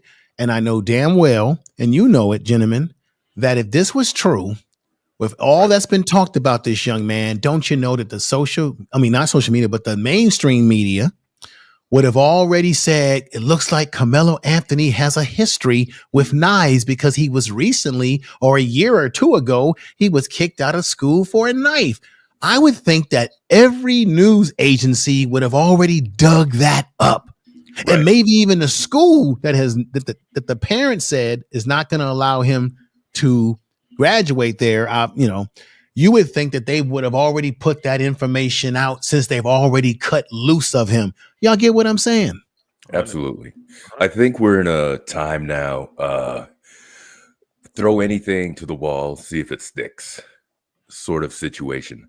I can't say for 100%, but in all the videos that I've been checking out, because I have heard that too, there were a few videos that debunked a lot of the things that they were saying about his history. And that's a scary place where we are with information being thrown about quickly, dangerously, and irresponsibly, in this matter. So I'm under the belief that that is untrue, because like you, I think that would be made at the very forefront. The Metcalf dad would be preaching all of the things, all the negative things that would be brought up, about this person as well. Right. There's also a couple other things. Back to what you were saying, Tiz, the environment of track and field. Even look at the Olympics, the sports that are played in the Olympics. Basketball is often like back and forth and maybe some hollering and stuff like that. Never have you seen in the track and field events any vicious rivalry like that for the most part. Even people that aren't from the same countries cheer on champions for the athleticism and the spectatorship of the sport. There's more unity in that as well. You guys have done track. I've done track as well. Emmanuel brings up a couple points that I think exactly is right. One without my glasses says he was denied a common courtesy, outstanding under the tent to get out of the rain. And sorry, I'm blocking my own reading here. And we all know why that young white guy thought he could police the space. I think that is excellent wording. Police the space, because he had the confidence that the system would back him up after that as well. One of the questions I raise, I almost finished. One of the questions I raise is this. And Tiz, you said it as well. They had an ego moment. And, that is childhood. That is the bravado of things as well. Maybe we're asking too much as kids, but we are brought up to follow the golden rule and common courtesy. This guy is out in the rain. That whole thing could have done a 180 if this person was more welcoming than combative. To be like, hey, you're under the rain. You're under the wrong tent, but cool out here for a couple minutes. Yeah, you could cool out here. Awesome. End of that. Rain stops or get something to cover his head, and he's on his way versus. That shows me that there was more confrontation on the part of this Metcalf kid to police the situation and the area again with the arrogance and the backing of any authority that could be in the area. So much to the point that he put his hands on him. I say, he felt powerful doing that there. You wouldn't do that at a gas station or at Walmart or anywhere else in any other space. You felt emboldened there. Why? What a beautiful thing that would have happened had you had the response that someone of our age bracket would have had at a similar track meet growing up. And we probably would have went over with, hey, bro, you good? You cramping? You need any pickles? We got some bananas over here. We got some oranges. You know what I'm saying? How you good? Yeah. How you doing? We probably would have made friends with old boy. Yeah. We ain't got nothing else to do while we waiting on the rain. We can't jump right now. Hey, how you living, bro? You good? What school you from? Yeah. Like, why not approach with an energy of like, he's doing nothing wrong by sitting. Like, technically, like, yes, you could be sitting in a wrong space, but if we're not all sitting and that space isn't being occupied, what's the problem? Like, there's no, like, it ain't like he came over there and started taunting people or was like going through people's bags or talking shit to people. He just sitting. Yeah. Why not just go up to him with a positive attitude? Be like, hey man, what's going on? You living? You good? Yeah, man, it rained crazy. Like, why you have to go with a confrontational attitude in the first place? And that comes from, again, I think we're at a place now. Like, if I saw you and you were Caucasian, Asian, Latino, whatever you were, right? And I'm growing up, my first thought process wouldn't have been to confront you in a way like of animosity, especially at a track meet. That wouldn't have been the thought when I was growing up. It would have been more inquisitive, like, just, who you? How you doing, man? What's going on? You good? Right. But see, that's because you're talking and thinking like a well-rounded person. And if your social skills, interpersonal skills are developed, you would take that approach. And you know those saying you can get more bees with honey than you can with salt. I wonder if they would have. I think maybe it wasn't what they. Where I'm only guessing here. Maybe it wasn't what they said, but what they did. Maybe if they would have took a different approach, like the brother is saying, and just said, "Hey, our coach doesn't want people under the tent. If you wouldn't mind, maybe setting in another tent." And then if there was a problem, which I don't seem to understand, where was all the damn adults? Ooh, come on. That's another area that nobody's talking about. Where were all these so-called adults? Yeah. Because a coach is supposed to come over there and be like, "Hey man, y'all good? Hey, you bring your ass on back up here and sit by your mama." Right. Hey, you all right? You all right? You need anything? All right, cool. Hey, look, this area we got it blocked off for the day. But right. It's raining, so that's why he gets under the tent. Forth like that. Yeah, you're right. So why couldn't it? See, this is the thing. If these kids had interpersonal skills and they had some sort of humanity about themselves, 2 and 2 would have thought, they would have come to the conclusion that, hey, okay, this is why he's under the tent. It's raining. Everybody's trying to get out of the fucking rain. Right. They could have, you know what they even could have did too? They could have let him sit there and just stayed there to make sure nothing got stolen without even saying anything to him. Man, you know what I'm saying? 2 rows. That's what I was thinking. Right. Around each other and played around and just kept an eye out the corner of your eye. Just sure. They could have talked to him and said, "Hey, what's up? You from such and such high school? Cool. Oh, are you running today, man?" There's a lot of way you can diffuse stuff, but the problem is we're dealing with kids who don't have developmental skills like this because they know that because they got their heads in cell phones 24 hours a day. But if they use those type of skills, this shit would have never happened because they would have diffused, because Carmelo would have been more relaxed because they would have approached him in a more relaxed manner and been like, hey, what's up, man? Are you running today?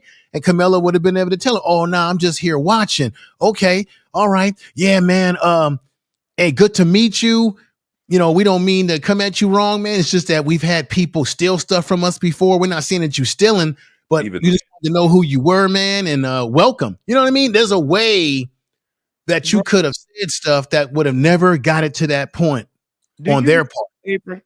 But if you're the one that's gassed up and you're the one that's looking for an issue, you don't come across like that. You don't. A problem. Which makes me think that they were looking for some smoke. Mm-hmm. Yeah. You're approaching the situation already hostile because you're not coming in an inquisitive manner, like Information Man said. You're not coming in a manner of peace. You're coming in a manner of get out immediately. Right. And another thing, go ahead, brother. I'm sorry. No, you're good. And I think, like he said, them interpersonal skills that we're not teaching our kids anymore. They're learning role culture as their first line of defense against other people. Right. It doesn't work in the real world, because in the real world, people will have a physical reaction to you. Mm-hmm.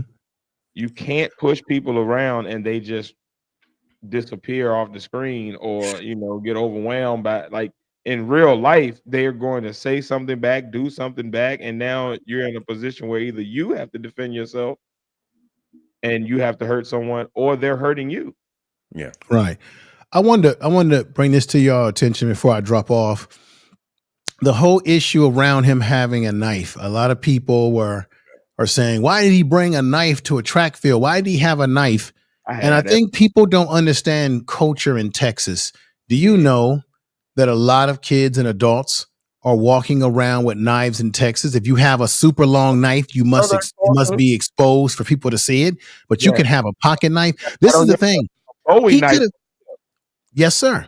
He could have had that knife in his bag for a variety of reasons. Maybe he fishes. There's a lot of reasons why he could have had a knife. It doesn't mean he necessarily said, today I'm going to stab someone.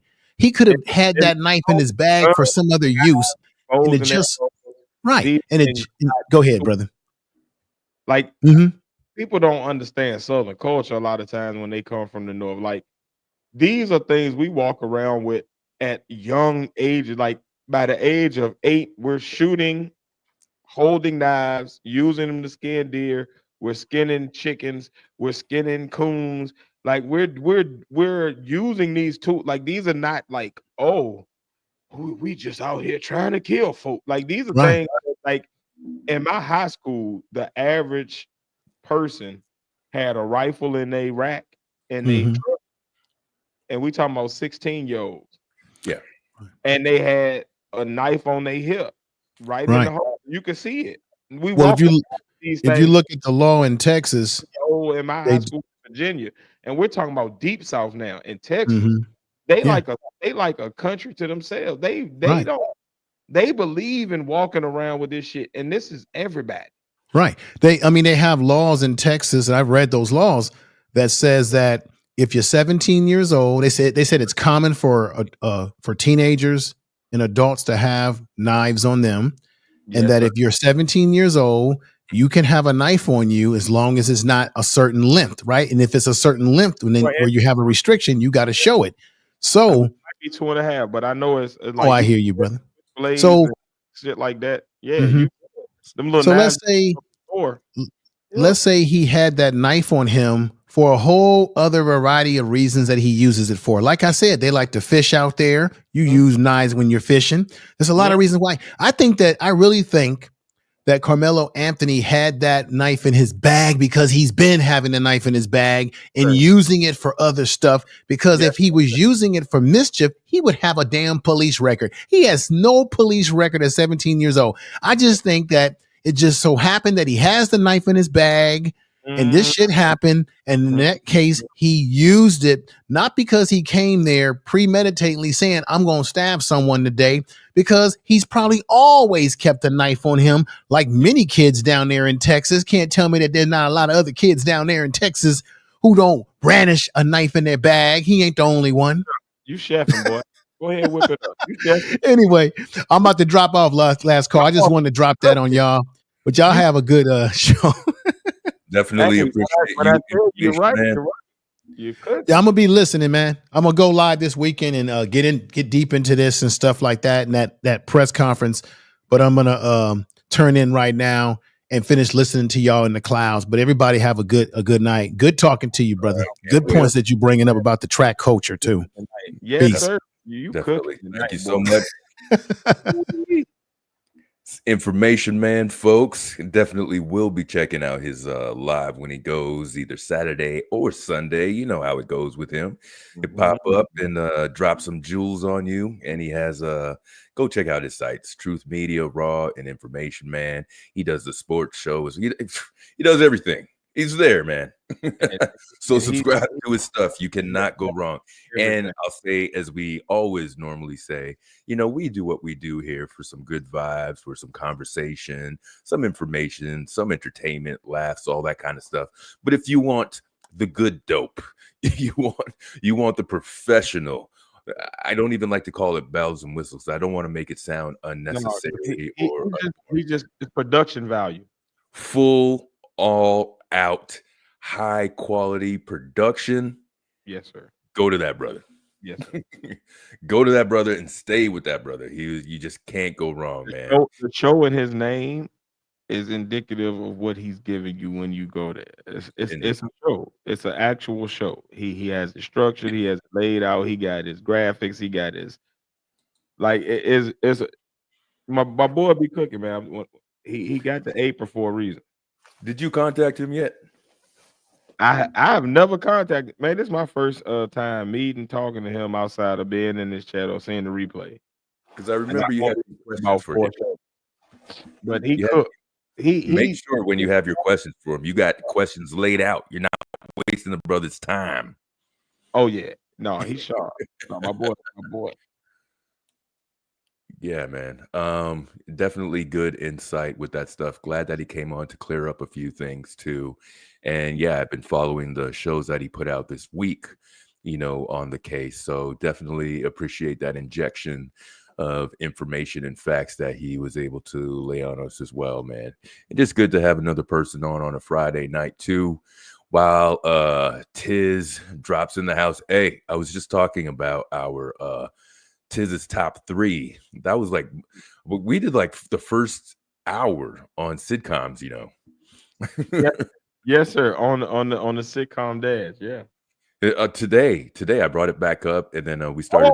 Hey man, when I tell you, it's one of those topics that like you can do it like 3 or 4 times, and we didn't even get out of it until going to get another group of dads that bring up a different, you know, level of emotion, and you're gonna, it's one of those conversations. It's just good fodder for good dialogue. You know, yeah, man, it was good. And I told everybody, you got to check it out if you can. But we went into, you know, your meaning of why you chose Dr. Phil and stuff like that, or Dr. Phil, Uncle Phil. Yeah, no, Brother McGraw is not my guy. Now I'm wondering, like, oh shit, did I call him Dr. Phil when I was talking about him an hour ago?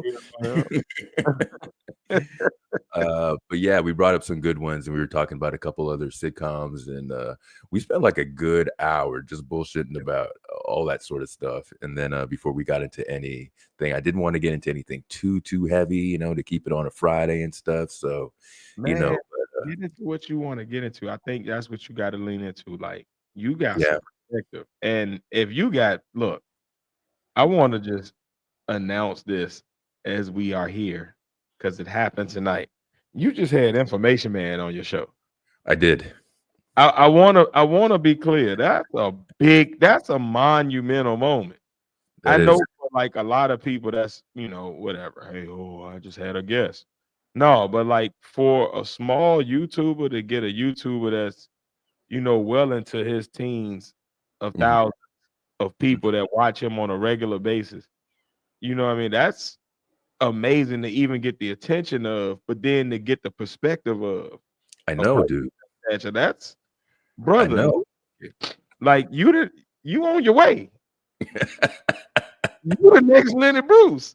I'm trying to tell you, like something happened. Like that means the community and the culture that you're cultivating here is something special enough to get another person who does what you do at a high level. Yeah. Like that's a dope moment. So I want you to sit in that tonight as you get off tonight or whatever. Like I want you to sit in there and be like, damn, yeah. Information, man, closing my little channel. Value to the culture. And when I say the culture, I ain't talking about the sector culture. I'm talking about like culture of like the YouTube climate. Like the person is relevant and they saw relevance in you. Yeah. Dope. Shout out to you, my bro. Dope. Thank you, man. And we just like give you love for that. Like that's a big moment, bro. Appreciate that, man. I certainly recognize that and amaze myself. I'm like, not only is he in the chat, like, hey, what's up? And he's like, what's up? Like, don't you have anything better to do? Yes, but the fact that he chose you means that he had something else better to do, and he still was like, oh, this brother is speaking something that is relevant enough for me to want to lend my ear and my perspective. Absolutely. I'm gonna give him my time. Like that's a big.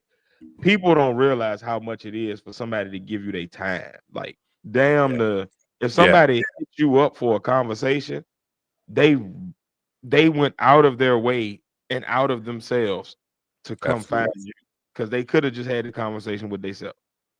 We have plenty of internal dialogue daily. So dope shit, man. I'm proud of you. Definitely realize it and definitely appreciate it, man. You feel it. Because this is a proud moment for the Last Call podcast. Like this is a big day. Definitely. Bro, when I tell you I came in late, I'm coming in hot off daddy duty, all kind of duty. You know what I'm saying? I'm sleep. I'm trying to take a nap. It's been a week, but I come in hot and I'm late and oh shit, this nigga got the information, man. Oh. Like when I tell you the pride that welled up in my spirit, bro. This is a good day. Very good. Shout out to you. Appreciate it. Appreciate all of it. Yeah. Hey, do we want to make up a Tiz top 3 right now? You got one on I didn't have one, but I can. All right, give me like 3 to 5 minutes, maybe less. Just give me 1 second. Let me make sure. Because I might have one. Like the good part about the Tiz top 3 is even if I haven't done it on here, I can bring up one that I've done before and it still works. Yeah, we like it. We like all of that. We like Tiz top 3s. Doing that. Man, I appreciate you. I appreciate you allowing me to join your space on a regular basis. Nah, man, I love this, man. Even days when I'm like, I don't know how this is gonna go, man. And then have you jump on. I got you. It's a fun one tonight. You got it already? Yeah, and this for the fellas. All right, ladies and gentlemen, we got a Tiz here before, but it's a new one. All right, we got a Tiz top 3 featured on the Last Call podcast. And here we go with it. Hit us. So tonight's Tiz top 3. We're gonna go with top 3 beauties that other people don't care about, but you think look great. Top 3. We did a version of this on our podcast, but it wasn't the exact same premise. But so again, the top 3 beauties that you think look great, but may not impress others. Ooh, so these are your like hear me out. Hear me out. These are your top 3 hear me outs. If I can put it in terms. Yeah. Wow. And what are the where we going? Age wise, what All right, so this is the thing. it don't matter the age, it don't matter the race. It just matter that like you think that they fine. Oh, But the average person is probably going to be like, huh? And they right. might even roll with you. It's just going to be that initial, huh? So it's like, again, it's a hear me out. It's a, hey, look, I know, but hear me out. This one right here. Shit. Yeah, yeah. That's the Tiz top 3 for the night. I'd be better off with 3 that people like that I don't like, but so this is going to be a challenge. Yeah, I like a challenge. Then that's a good thing. This is going to be a challenge, man. Hey, we gotta just our brains outside of our comfort zone. It's a good thing. I start bringing up some names. Chat, help me out with names so I can start picking and choosing. So this is my first. Hear me out. All right. Okay. I'm gonna take it there as far as I can, so that way you got a large range to fall within, so you can feel. Right. All right. So I'm gonna take it extreme on the first one. Okay. All right. So hear me out, y'all. Just hear me out.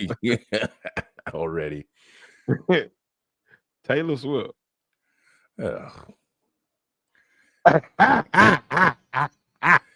It's not terrible. It's not terrible. Look, I see where you. Hear me out. Hear me out. Hear me out. She's rich. We just start there. Okay. So okay. If you gotta go milk of magnesia, right? Then you got like top tier milk of magnesia. Like you didn't go for the bottom of the barrel girl that you meet at, the shop and say you met the creme de la creme of Caucasoid. High value. You got the highest of value when it comes to the milk. Like you got the best of you got the buttercream. You know what I'm saying? Everybody else getting the skim. You got the buttercream. You got the thickest of milks, right? And she likes our culture. Like you could catch her like going crazy over Kendrick and doing her little white girl Karen twerk and weird movements that of the such. You don't understand the movements, but you do get that she's excited about us. So she cool with it. You know what I mean? She gonna understand at the cookout why people don't want her there. She gonna get it. All right. Hang on for a minute. I got something to help your case. You want it? If you want to, I don't. Hey, look, man, I don't give a damn about my case. I said what I said. I got something to help you out there. You're gonna want to hear this right now. You ready? Go ahead, brother. And then we'll move on. Here we go.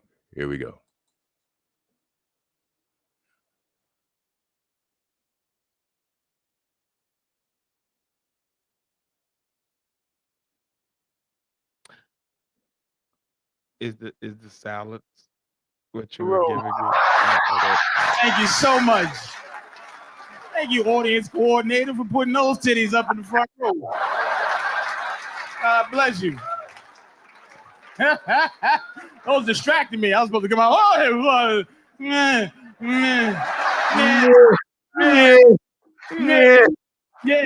Oh, y'all here? Yeah, huh?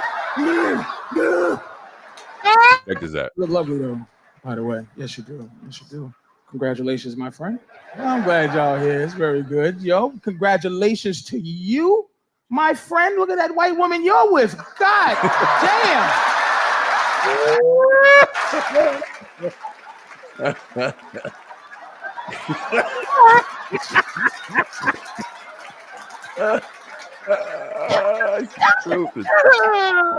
That nigga behind you going, yeah, son, I'm with my girl, but yo, for real? That white woman's amazing, isn't she? Tell the truth. He's with his black girlfriend, like, no, I don't know, but she's high level. That's how. That's that Patrice O'Neal for you. Hey, look here, man.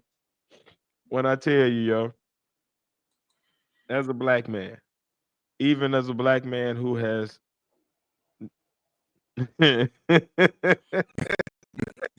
I'm a avoid crude language here on your podcast. I'm gonna let your podcast be, sacred.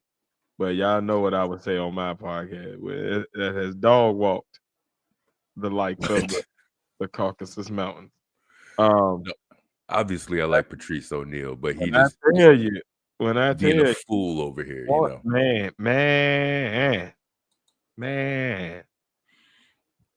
he is. All right. I'm gonna be quiet.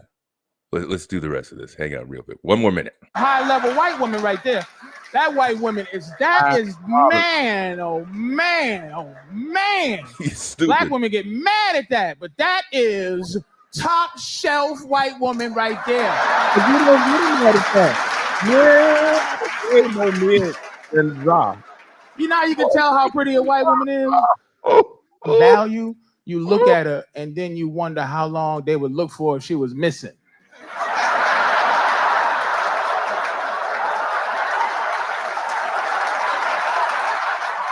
Come on, take a look. Take a look. Look at this nigga. Look.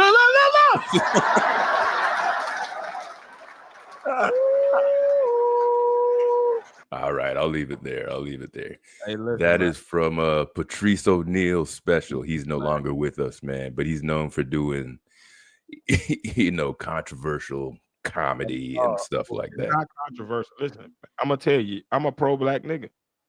I'm all about my people. And the majority of the women that I have savored the flavor of in my lifetime have been of my own culture and background. Oh yeah. However, I have not discriminated against any culture. So there are some cultures that I have savored that are not of my same lineage. Right? Listen. What people don't want to say, but what is true, is that humans are attracted to humans. Yes. We want to keep it. We want to keep it along our same lineage. We want to. That's one of those free will biases that we walk around with, right? That makes it a blessing to be a human. We can choose to do that, right? But we are open to everything. Let me be clear. And I mean that for man, woman, child, cat, rat, dog. If you are human and you are classified as yourself as a human, then you feel this. You don't really care about race. You care about how race is going to affect you. But as far as to what catches your eye, you like everything that catches your eye. That may be the fat, hairy white dude. That may be the short, bald Chinese man. That may be the black dude that got irregular symmetry. You just like what you like, and then you sort out the details as you go through your filtering process, and you start excluding shit from there. But your initial just, oh damn. The oh damn is open to everybody. Whoever was there at the time that caught the oh damn is who caught the oh damn. And then I will out myself of the oh damn. I would lose the oh and the damn, as I filter you through. But like, let's be clear, man. We not about to do this. No, I'm not. We're not trying to make this a whole issue and stuff. I just like that. First of all, I just like the stand up, but I gotta say, on a human level, though, I think on a human level, we're definitely, and myself, we look for our own kind of deal, and that's fine. But I'll be damned as a man that I can't say something's attractive because it's another race or something like that. It's some fine things of every race. Yeah. Like who like you. Be attracted to whatever you attract and deal with that. Now, that's the hard part, is where we get into the fact of like, damn, I keep attracting this. What's wrong with me? No, ain't nothing wrong with you. That's just what you attract, because that's who you are. So deal with it and take what you attracted. That's the hard part. Oh shit. Because then we gotta look at ourselves. Word. All he's saying is, look, your choices is gonna be your choice, but we gonna find what we like, and it's gonna be either the milk or magnesia, it's gonna be the Asian persuasion, it's gonna be the Latino Bino, it's gonna be the hey. What are you, Umar, coming up with these names? No, I don't know. Hey, what do you call it? The hot peanut butter, the warm peanut butter. Yeah, you know what I'm talking pistachios. About. Like, but what I'm saying, fortune cookies. Personally, we all are human. We like people. we filter the shit based on our experiences, our environment, our cultural beliefs, our morals, values, etc. Right? But we start off from a human thing. So if we was to get rid of all of that bullshit, just like who you like and be happy with it. Don't worry about all that other shit, because that other shit is what we be putting on it to make it like weird. Like the world is too weird. We've gotten to the point where we are so segregated. We're weird. I can't touch. Man, why not? We're at the top of the place where we can talk to everybody. Talk to everybody, like who like you, and be happy instead of trying to chase a certain standard and being miserable because you ain't meeting it. Because you don't like these people that you keep trying to holler at. These people that meet your standard, you don't like them. They getting on your fucking nerves today. You mad as hell that you with them. But you keep trying to deal with them because, well, they look good on IG and there's other motherfuckers. Oh yeah, that's the whackness. Do it to me, so I must stay with the man. You don't go ahead and get the mud duck that you've been following and secretly liking all their pictures for the past 30. Like, man, look, man, be happy. Find the people that you like and like them. Fuck a race, fuck a age, fuck a well, no. Let me take that back. Whoa. And they're gonna do some weird. Yeah, don't slice this up. No, Diddy. I mean, like, if you 60, don't be scared to holler at a 40-year-old. Like, don't be like, I'm talking about discriminating within adult ages, not no weird old 20-year-old in the 40. No, I ain't talking about dealing with the babies. I'm sorry. No, man. That shit sounded crazy to me, and I ain't like. Yeah, I was cooking, but I ain't want to say it. Like, I ain't mean it the way it probably came off, like at all. Like it was I was on a way whole other thought process, but I know how it could sound, and I don't want to encourage no fuck niggas on that bullshit. Yeah, everybody's wishing you just move on right now. We got it. I got my boots on. Where the fans at? Where the fans at? Oh my god! All right, let's get back to the Tiz top 3 because it's racking my brain. I just wanted to show that because it's based on what you're saying. You don't, and for you know, you don't have to explain that shit. What I hate and what I don't accept is if you shit on your own race to overlook it to get something else as though it's better. Oh no, that's some bullshit right there. Then I got a problem with you. Now, when I tell you, my preference is a black woman with braces or glasses. Preferably both. I can get braces. Oh, get out of this, Tiz. I know that shit sounds stupid as hell. It's my personal thing. Braces or glasses. If I can get both. Oh my god, dude. You've yes. I know it sounds crazy, but Joe got a question for you. So are you looking at a sexy red type chick here? No, but I'm not mad at her. I just think she's gross. She's not my type because of her nastiness. She's like, if Sexy Red was a regular chick and she just talked normal and she was just a regular lady, she can't. You could maybe talk, but the problem. All right. So I'll tell you this. All right. I can't deal with Sexy Red or Glorilla because neither are in my age bracket. We ain't gonna talk about shit. It ain't gonna be nothing we gonna get in common on. Freckles. It just ain't gonna happen. But if I had to choose between the two, I'm going Glorilla. Glorilla seems to be disgusting on her everyday basis. Sexy Red don't seem like she washed, don't seem like she care about STD. Like she talking about green shit and she got weird. Right. Like, it's too much nastiness associated with it. I'm disgusted. So like if I met a woman like her, period, and it wasn't Sexy Red, it was just a girl that looked like her that acted like that, I'm done already off the acting like. How you acting gonna turn me off quicker than anything. Yeah. Because like a woman to act like a woman. Requirement. I don't have a type as much as like I just like what I like and would like me and what I think is attractive. But a lot of what I think is attractive is the personality. How do you act?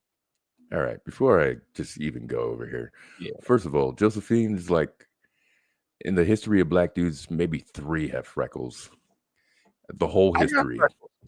I got freckles. What the fuck are you talking about? You don't have freckles. Get the fuck I do. No, I swear to God. I'm not okay. You're giggling. They're literally right up under my eyes. It's a family trait. All right, My freckles. entire family has freckles on our upper cheeks and lower eye. Like it's a family trait. We also get them on our back and everywhere else. Y'all call them moles, but they're the same thing. It's literally what freckles are. That's what freckles are. No. Right. Those are different. Right. Are you talking about the black dots? We can't even speak normal. I'm Are talking about we talking black dots, not the black raised dots. We're talking about two different things. I know what you're talking about, but we're talking about two different things. I'm talking about the flat black dots that are on a lot of black people's face. Those are freckles. Yeah, those aren't freckles. Yes, they are. Josephine, can I get some clarification on what the hell you mean by freckles? Y'all go ahead, man, because y'all want to talk facts. You want to talk what you think. I just need, and then I want to get back to this list because I haven't even thought of one yet. So hang out for a bit. Man, I'm done with it. I ain't got nothing else to say. Oh, stop it, man. Look at what she's saying. Look at what she's saying. She agreeing. She know. Wait till I get there, man. Hey, look, as crazy. And we got to get back to Emmanuel with glow as a cutie. Smart guy, bro. I promise you. My IQ. I got test scores. See, but you're on these 6th grade test scores. Hang on for 1 second. That's all right. These ladies. In 6th grade, my test scores was crazy. Don't be hating. Let's see the black. Okay, all right. You're saying that one. I was thinking freckles. What freckles look like? All right, I see what you're saying. You're thinking about moles, like the raised bumps of black skin that could be benign or malignant. I'm talking about the flat. Their skin discolorations. They're just really dark on us because we have more melanin. So obviously, our mole is gonna have more. Our freckle is gonna have more melanin. It's not gonna look like a redhead. All right, to me, freckles are some shit. They're just like dots of like around your eyes. My eyes. I've had them since I was like 9. All right, I don't know. Maybe I got to pay more attention because I'm not sure we call them that in my family. Doing close-ups of my face, but like my whole family got them. My mama got them. My granny had them. My grandfather had them. My uncle got them. Like they're very common in my family. All of my great aunts had them. My great uncle got them. My other uncle got, like, it's a family trait. All right. Yeah, so I'm not tripping. I ain't fucking with you. I ain't trying to. I just need more clarification. That's all. It's like we call it something different. That's all. Hey, look, that's you know I'm evidence-based, man. So if I'm telling you something, it's because I had the evidence or I have it from somewhere that I've particularly seen. I ain't gonna blow no smoke up your ass, my boy. Right. All right. Let's move along. Yeah. Help me out. Give me a couple names. Damn, I just gave you the first one. All right, so another hear me out. No, give me a name for me. I need to. I don't know, because I don't know what you like. Because everybody I said looked good that time. Hey, got over here. Joe in the house. That's not my type. Wait. My girls are better. So I don't know what you like, nigga. I don't know. I didn't say all that. Stop bullshitting. Emmanuel says it's on tape. Viola Davis. You did say that earlier. Wow. I'm gonna make her mine. I don't know if you got to defend Viola Davis. Hold on. No. He said Viola Davis. Joe, what's up? Okay, can you hear me? Okay, so what he said, I just wanted to come up here and say he's not lying. So black dots. See, you're just thinking about a light-skinned man. So the black dots, if they're flat, those are actual freckles too. Now, on a light-skinned guy, it's brown. I can't even hear. Yeah, so on a light-skinned man, it might look like kind of like stained orangey or whatever, but on a dark-skinned man or a brown-skinned man, they're flat like dots. And you'll see it like under their eyes. Someone will have it, and then as they age, so those are freckles. That's Joe be knowing the signs. That's why I love him, man. You gotta know she gonna give you the fact on it. My father, my side of the family is very light skinned, so that's why I'm going with freckles on that side. No, right.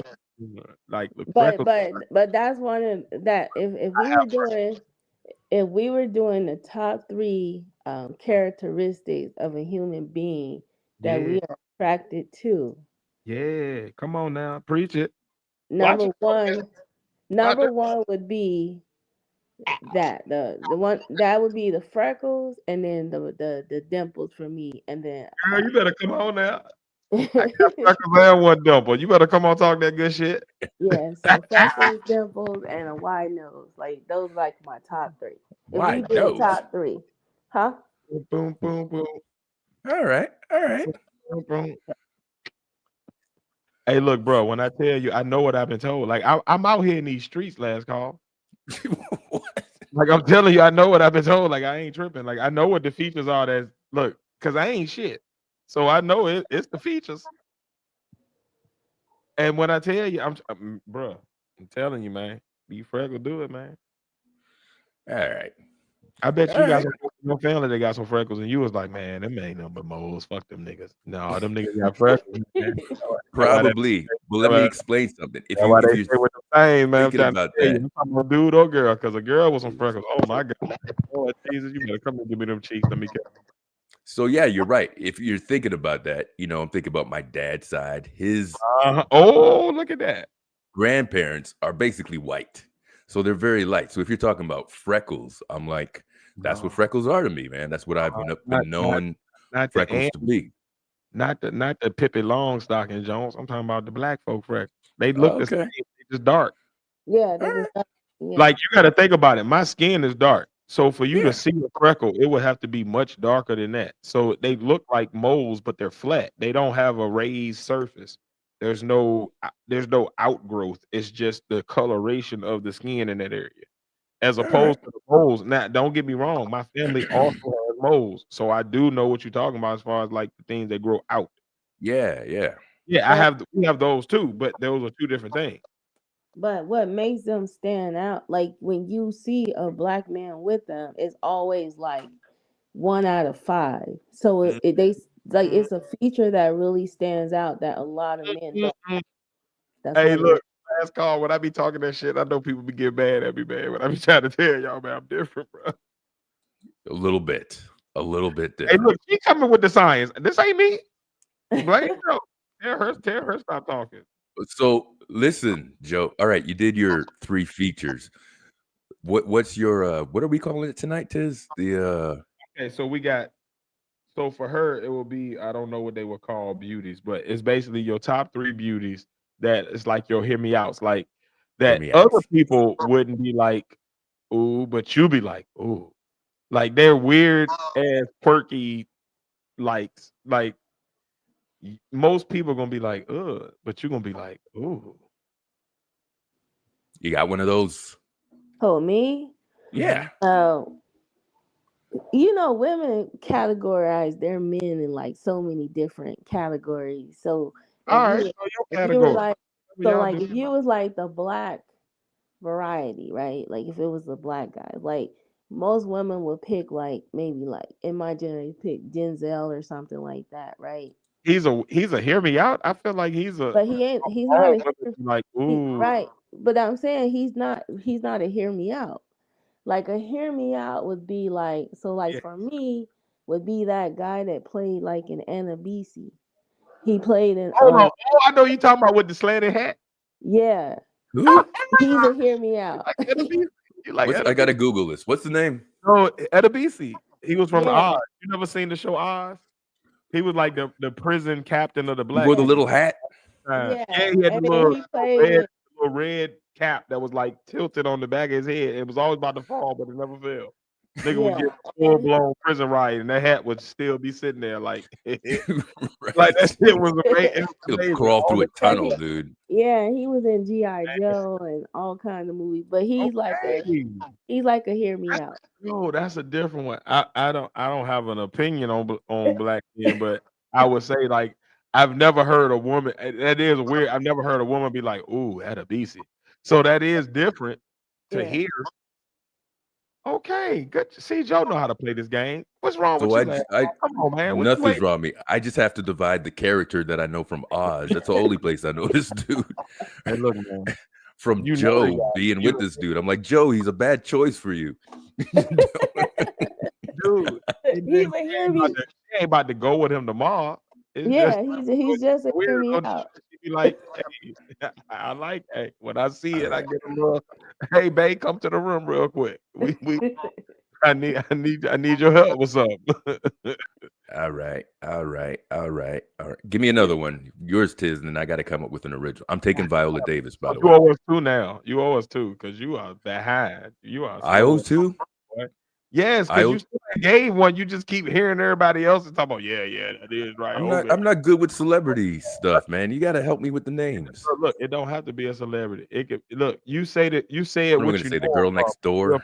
Yeah, and say the show. You don't know the girl next door. The channel figure it out. I promise you. Emmanuel, I bet you he'll give you the name of the girl if you figure out the show, or hey, you know the daughter from the. He'll get it. All right. So my other one, right? So I started with the Taylor Swift. I told you I was gonna go extreme first. All right. Bring it back home. This a person I think she underrated, not because of her looks, but because people don't really pay her no mind because she be in shit, but she be like a supporting character all the time. Brisha Webb. What's the name? Brisha Webb. Man, when I tell you the demonic things I would do to her. Oh my God. Sweet Lord Jesus. She's not bad. I don't think you got to explain this one. Woo! I don't think you got to explain this one. That little body there, boy. Oh my God. Oh, sweet Jesus. Which one do you think is a good picture of her? It made me saying Negro spirituals, but I eat that pussy. I'm talking about that shit. All right, take it easy. We have a lady on board. Hey, look, man. Hey, look, Josephine, she know my heart. She know my heart. Is this her? Is this her right here? Yes, Lord. Yeah, the one from the ones you're choosing don't need a bunch. These are not hear me outs, dude. Hey, look, Taylor Swift. I gotta call you out on this. She's not a hear me out. But I'm trying to tell you, man, that red dress she wore at them damn Grammys, boy. That's what I'm saying. She's not a hear me out. Okay. You don't have to hear nothing out. You show up with okay. I got another one for you. You ready? You know what I'm saying, though. But you know what I'm saying. No, I got one for you because when I give you shit. No, watch this one. I got one. I'm gonna have to explain it. And she Caucasian. You ready? Another white chick. All right. You ready? Because we want to go extreme, and you said my first one won't nothing, and my second one won't. I got you. I can go there with you now because I got some here. Uma Thurman. Ooh, yeah. Okay, now I got it. Okay, yeah, we cooking. She's bugly, man. She's bugly. Now we cooking now. This is an ugly one. I don't care. When I tell you she's sexy, listen, I'm not saying she's pretty. Hear the differentiation I'm making. She's not pretty at all. At all. She's sexy as fuck to me. Like I would. Oh man. She looks like the type of a good letter. And oh man, boy, when I tell you, give me them long legs, you can kill Bill all right. Bill about to get married. You heard me? Bill about to go crazy. I'm not going to talk shit about any of the. She's not, and again, this is what I mean by hear me out. They're not like traditionally pretty. They just do something for you. What you gonna do? Go to Starbucks with this one? No, I'm not going out the house. We in the house. These are look. These are women I want to do disgusting things to. These are not women I'm trying to take out to the family function or nothing, sir. Emmanuel approves of Brisha Webb. Huh? Emmanuel approves. Hey, I'm telling you, man, Brisha is different, bro. I'm trying to tell her voice. Oh my God. Oh, sweet Jesus. Her and Regina Hall. When I tell you, boy, oh my God. I've had disgusting. Oh, damn. Go on to the next. Go on to yours. All right. We gotta go to mine. Man, this is tough, dude. I done gave you a range to fuck with. I gave you the safe, what I thought was crazy, and then you said that won't shit, and then I gave you crazy. You still I don't know what I want. In all honesty, you gave me one. You gave me one. Crazy to Uma Thurman. I got you. I give you another one. You ready?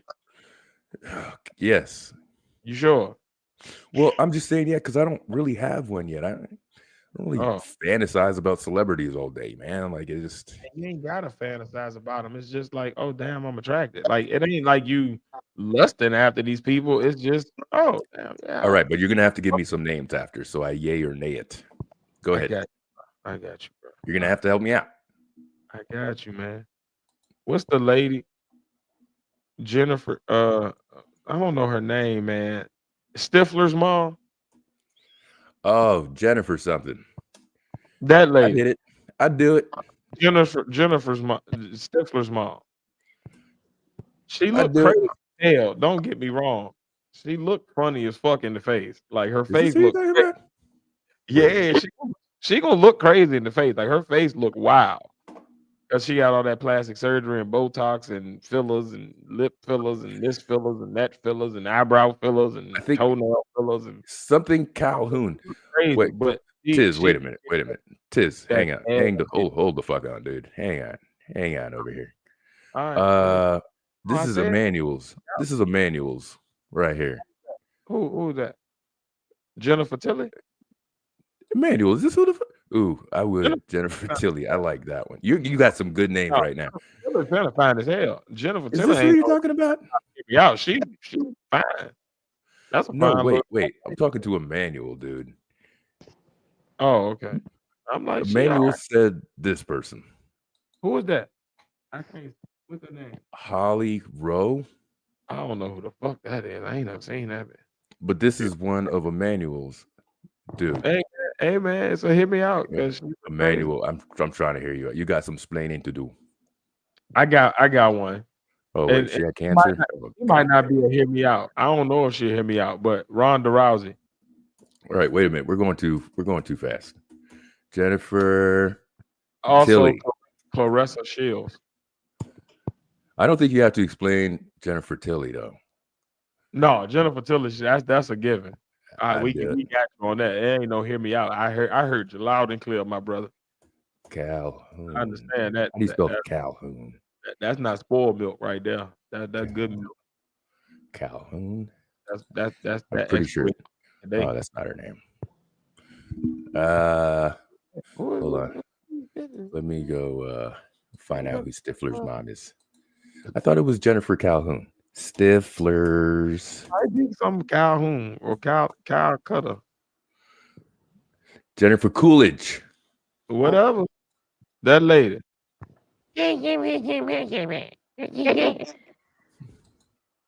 know that weird ass voice. Well, like y'all say that. I got my old head. My old head. Come on with it, Joe. See, Joe got the spirit of this game. The original milk. So I'm teeter-tottering because comedian wise it would be David Chappelle, but David Chappelle is now. Hear me out, okay? Hey, David Chappelle, because I don't want to talk to the lady. Talk to them. He's funny as hell, and his wordplay is insane. His music, the music he loves is actually insane too. So like, oh my god, his selection. His comical delivery, and I always said that if he works out and gets thicker, he gonna be built perfect. And he did it. He did it. It's crazy work. That is work. But that's hilarious. Just to hear a woman say that, I appreciate it. But yeah, I ain't mad at you. Okay, Joe. See, Joe get it. What are you waiting on, last call? Come on, man. I didn't get you. That was a lot of qualifications. All right, I'm going to give you one from back in the day. Now you're making me. Anybody used to watch CNN like, I don't know, 10, 20 years ago? Rita Cosby. Who? Okay, hold on. I got to look this one up. This nigga gave me some goddamn archival pussy. What the hell? Who the hell is Rita Cosby? This shit sound like she got a Quaalude. She has a smoky voice. What? Okay. Hold on. I hear you. If you ever heard her speak, she Caucasoid? She is. Okay, look, last call. Let me tell you this. Last call. That ain't, I don't know that she, hey, look, man. She kind of thick too. Hey, look, man. Yes, she's She's got lumps. Boy. Hey, boy. Hey. All right. I hear you. I hear you. I do hear you. Actually, let me do you a favor. Let me do you a favor. It ain't like crazy work, but I get it. I understand. You get it. Yeah. I wouldn't be, like the next day when you told me about it, I wouldn't be like, ugh. I'd be like, oh, all right. All right. Get what you did. All right. All right. So that's my one there. Don't tell nobody. I feel you. Yeah. Between me and you, we good. I got you. I might nod at it from across the street if I'm with people, but you know. No, you don't speak to that in public. No. No, sir. I'm gonna stop you there. No, keep on walking. That never happened. It never happened, but it happened. Mm-hmm. We know it happened, but no, right. Nobody else knows that. No. All right, there's one. All right, give me another one. All right. Okay. I don't know if it's a hear me out because I don't know how people feel about how she looked. Mm-hmm. But I've never heard nobody be like, "Oh, she's sexy as fuck." But for me, Maxine Shaw. What's her name? I liked her. So yeah, that's not a hear me out. I'm talking about if she took all them little baby braids she had in, and she was just bald headed, like slave bald headed. Like, oh my God, I'll beat her in a burlap sack. Oh my God, I would pick her little skinny ass up and wrap her around my face. But you're gonna have to pick somebody else because she's not a hear me out. She's not a hear me out? Okay. I agree. Okay. Let me think. That's like me picking David Banner. He's not a hear me. He's not a hear me. Okay, I don't know how people see David Banner. I mean, shit. All I know is that's a weird one, Joe. But he's on my top 5, though. He's on my top 5. He's not really a hear me out. Exactly. He's not a hear me out. That's what No, not to you, to Emmanuel. All right, this picture, she's a hear me out. I'm trying to think. All right, who is crazy looking? Okay, I got you. Diana Ross. Oof. With her George Washington teeth, I would dog her. Ooh, shit. I would dog her. Not a pro. Like I'm talking about dog walk. Them little fragile bones would get punished. What about Grace Jones? Would you? At the height of her modelship, hell yeah. Oh yeah. Yeah. All right. Yeah. Strange. I would get strange with Strange. I'm trying to say chick. I would dog walk her shit. Yeah, I'll fuck her up. How do women change like this? All of them, yeah, all of them 80s little black ladies that was all strong. Yeah, I would have. Come here. Would you? This one. Who was that? Gayle King?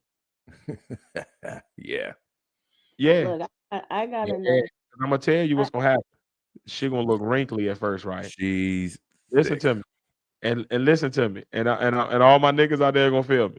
She one of them hear me out because like you only do it doggy because when she bent over, everything smooth out. If you get what I'm saying, all of a sudden it looked young.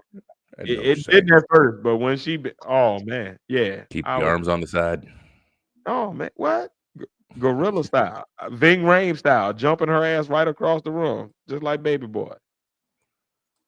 Hold on. Wake up and cook her son eggs. You want some breakfast? Right. There you go. Yeah. Booty. That's my Michelle. Feeling on your booty. That's my other one, Michelle Obama. I get it, but you're not allowed. Man, you're not allowed. She got this tall leg. She got them long legs with that donk. Man, when I tell you, you're not allowed. When you make her, no, man, I'm thinking, okay, you know, see, we thinking on different thought patterns. I'm talking about when it get down. That's disrespectful. Get down, boy. I'm telling you, boy, that's a stallion. Yeah, you know she does the Stairmaster.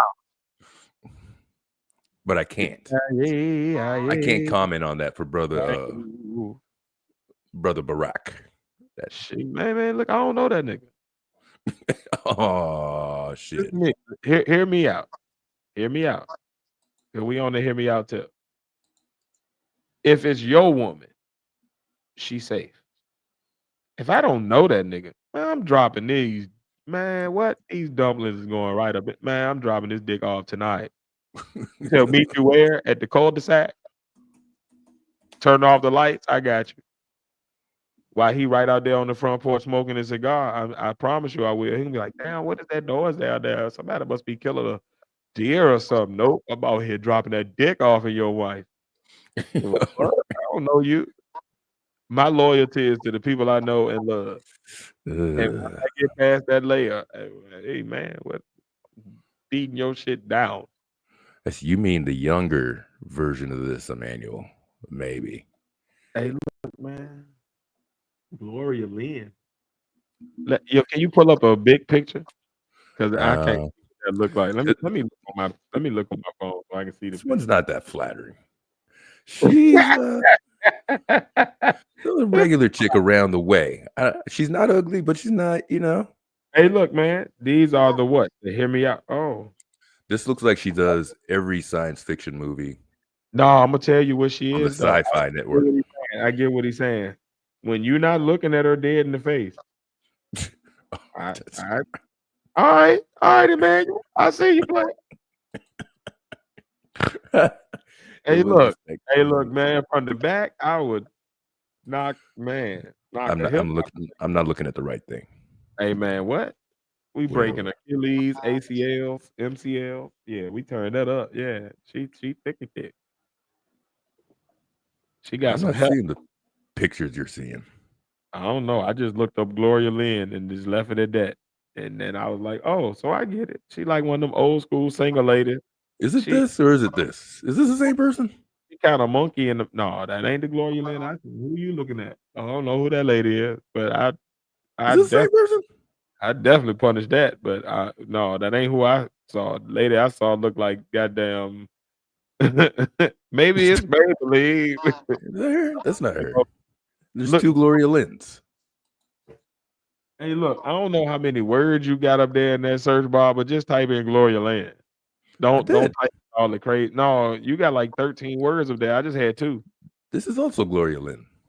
I like this one. Yeah, whoever you looking at, I don't know who that is, but her that's who I saw. What the fuck? That's what I got when I looked it up. I was like, oh, all right, I get it. Her face ain't like hidden, but wait, there's 3 Gloria Lynns. I would dog walk that shit. Yeah, knock the sequence off of it. Emmanuel, which one? From Phantasm? Oh, see, I told you, sci-fi movie. It's the other chick, dude. It's the other chick. Oh, it's that girl that you was looking at with the jerry curl? Not this one. This one. Oh, hold on. I'll put money on it. Put the big picture. Phantasm. It has it right here. Let me see her. I can't see that little shit, nigga. Hang on, damn it. Emmanuel, it's this one, right? Man, put Can you see that one? Up. No, I don't know how to make it bigger. Hang on. Make get it off the screen with us and put it on just with the back. Switching files for this chick. God damn. Like it's right up. No, cause I just can't see who you looking at. I'm like, that shit. She looked like the lady. She looked like James Earl Jones with dreadlocks, from what I can tell. So there was a. Well, I'm trying to figure out who I'm looking at. That bitch look like. She look like. Sister Bro. I'm trying to make sure I'm looking at the right person because she looked crazy from what I'm looking at. Gloria Lynn. This shit. Come on, man. Let me see if I can make it big on my screen because you suck. Is this the one? It's the one that I have up. Like she Emmanuel, complained. it's this one. It's this one, Emmanuel. Yes. Hey, look, where the body at? That's what I'm saying. What the body look like? Because he might be seeing something. He might have seen her in a uniform where he was like, he said what he liked was the sex scene in Phantasm, which is a weird reference, by the way. That's way specific. Yeah, don't play that. We're gonna get in trouble. If you tell me it's anyone. Oh, hold on. What is that? Oh, no, that ain't what I thought it was. No mind. You watch which Phantasm? All right, like straight to video phantasm. I don't know what we getting into now. I'm gonna go ahead and back off of this. This one is. I'll going past y'all 3. Like, y'all doing too much. Y'all had y'all 3s. All right. I got one more though. I got one more. Hear me out. All right. Okay. Specifically in this movie. Wait, can you hang out for a minute? Yes. All right, hang on. I gotta use the facilities. I've been having to go. So just talk about something else for like 5 seconds. Okay. Hey, Josephine. Hey, what's up? Oh man, don't be giving me that dry ass, weak ass response. You better be like, hey, Tina. You better perk up, nigga. Listen, I'm tired. What time is it? No, don't get tired when you say hi to me all of a sudden. That's some fucked up shit. I've been working on this project. That's what I've been working on. What you working on? What you making, a documentary? Yeah, kinda. Ooh, what's the subject? I'm also planning a mock funeral, but yeah, a documentary. A mock funeral? Yeah. Who you killing? Don't kill me. No. I want to live. No, I have volunteered to you doing your sector shit. Yeah, to do a funeral. Oh hell. Yeah. Oh hell. God bless whoever getting buried. Oh, yeah. Eulogize yourself. You apologize in advance. It's gonna be funny though. You about to be mean as hell. No, it's gonna be funny. You mean period. So I already know this shit about to be ridiculous. Hilarious. Huh? Who? All right. It's gonna be hilarious, creative. Wait. Emmanuel, look up the sex scene from Phantasm. God damn, this must be good. No, don't do that on the show. Not on the show though. Like you do. You guys should do like the top 3 like cartoon characters. Is that Josephine's top 3? That could be the next one. Because I'm like, that ain't what. But we can go there after we hear your last one. My last one or Josephine? Both. Oh shit! Okay. Didn't you just have one? Somebody. Have you guys seen that movie? Have you guys ever seen that movie Strap? Yes. Okay. Yeah. I vaguely remember it. King Woodbine. Now hear me out, okay? You talking about the brother from Jason Lyric? Yeah. The crazy nigga? We know that, brother. Yeah. You talking about the demon Chappelle? Yeah. You got a type, huh? I ain't mad at you. No, I don't have a type. No, this is a hear me out. You guys didn't say type. Oh, bullet head. You guys didn't say type. You guys said to hear me out, like can't get right. That nobody would know about. Yes. Throw the ball upside the wall, ass nigga. Yeah, that's what you said, right? Yes. I couldn't go. If you said my top 5 off the rip, I would have been like, real quick, you know. Hey, good money for that roast. Dude from as hell, she threw that roast away. Dead presidents, dude, gave away all the money. Not because of his movie characters, because in he's a real dude in real life. Like he's a real dude. I said you like them prison ass gorilla niggas. No, that's a throw. We found out tonight. Listen, so wait a minute. Technically, my top. I got it now. I think Tiz might be onto something. One of your guys was Bokeem. Gorilla donking her ass. No, because my top. I have categories, but the guys, I'm not really like sexually attracted to them, but I find attractive that aren't. Okay, so I told you women are different. Like, don't give me that women are don't different. don't you know Right. like okay, I'll give you an example. Usain Bolt, right? Usain Bolt. Like if you were talking about my top 5, it'd be like Usain Bolt. Okay, yeah. It would the be fastest man in the world. It would be the like. Why don't you just pick a superhero? Right, muscular ass 6'7". It would be like Blade. It would be Master Ace. It would the rapper Master Ace. You know what I'm saying? Like Ray Allen. Like like what are y'all talking about? Like, which top 5? Like do I do the top 3 basketball players? No, she threw me with Jesus Shuttlesworth. I was with her, and then I was like, oh, all right, I got you. Maybe it's all right. Oh my God.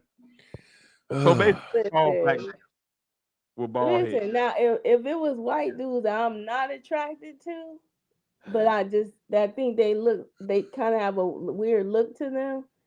It'd be like the typical woman, but I'm not sexually attracted to. It'd be like Johnny Depp, the usual suspect, like the women that women like. Usual suspects.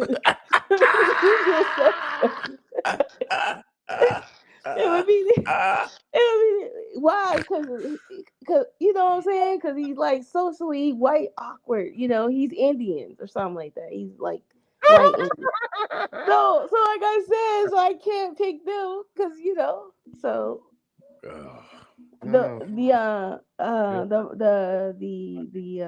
the Indian black looking brother that was guy that was from Benjamin Bratt. That's another one.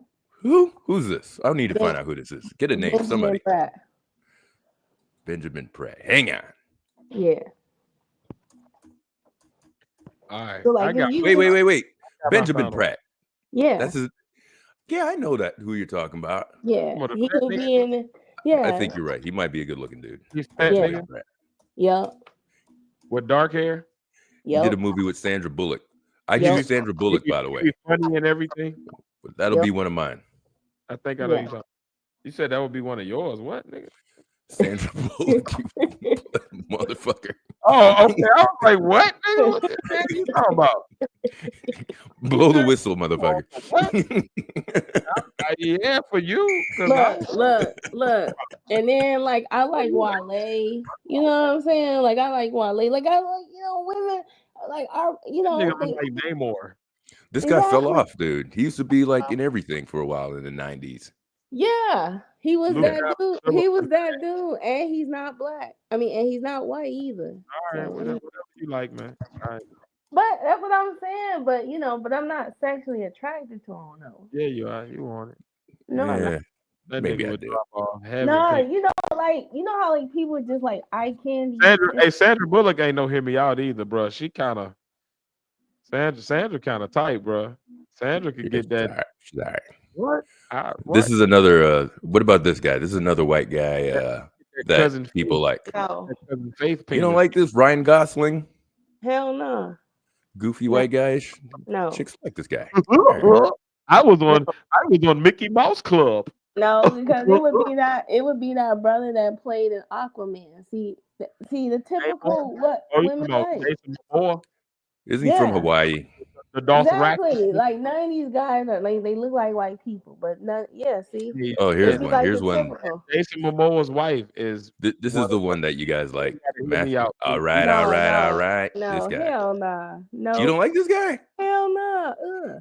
Everybody likes Matthew McConaughey. No. Josephine, and then all right. All right. All right. Where the hell you get a southern accent from? Oh, well, I had been experimenting the other day, and it wasn't really a thing of me liking this per se. It was more.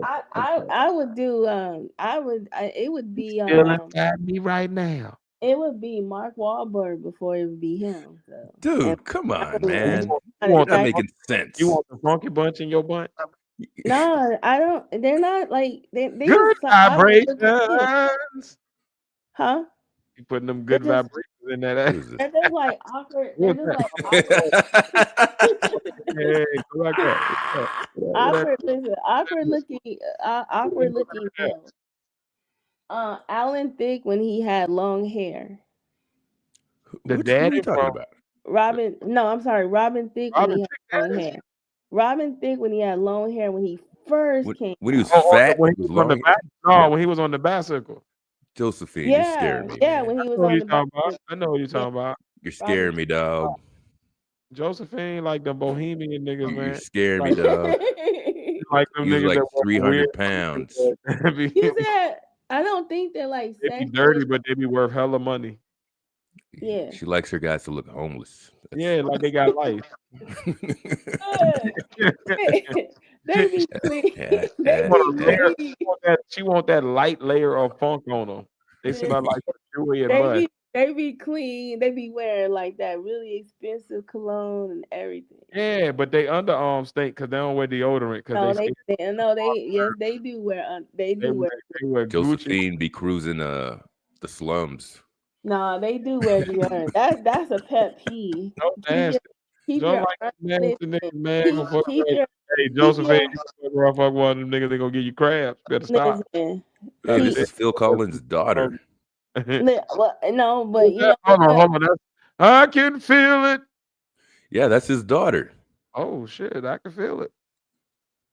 But I can feel it. Hear me out. But if you ask, but see, this has nothing to do with preference, right? So preference. Yeah, I don't know about all that, but whatever he just showed Yeah, us. so preference is a clean cut, you know. Joe, what the hell I walked into? She like them dirty niggas with the light. No, preference. No, I don't. She like them dirty niggas. Right? Hey, look. Listen, you pulled up all these ugly white women.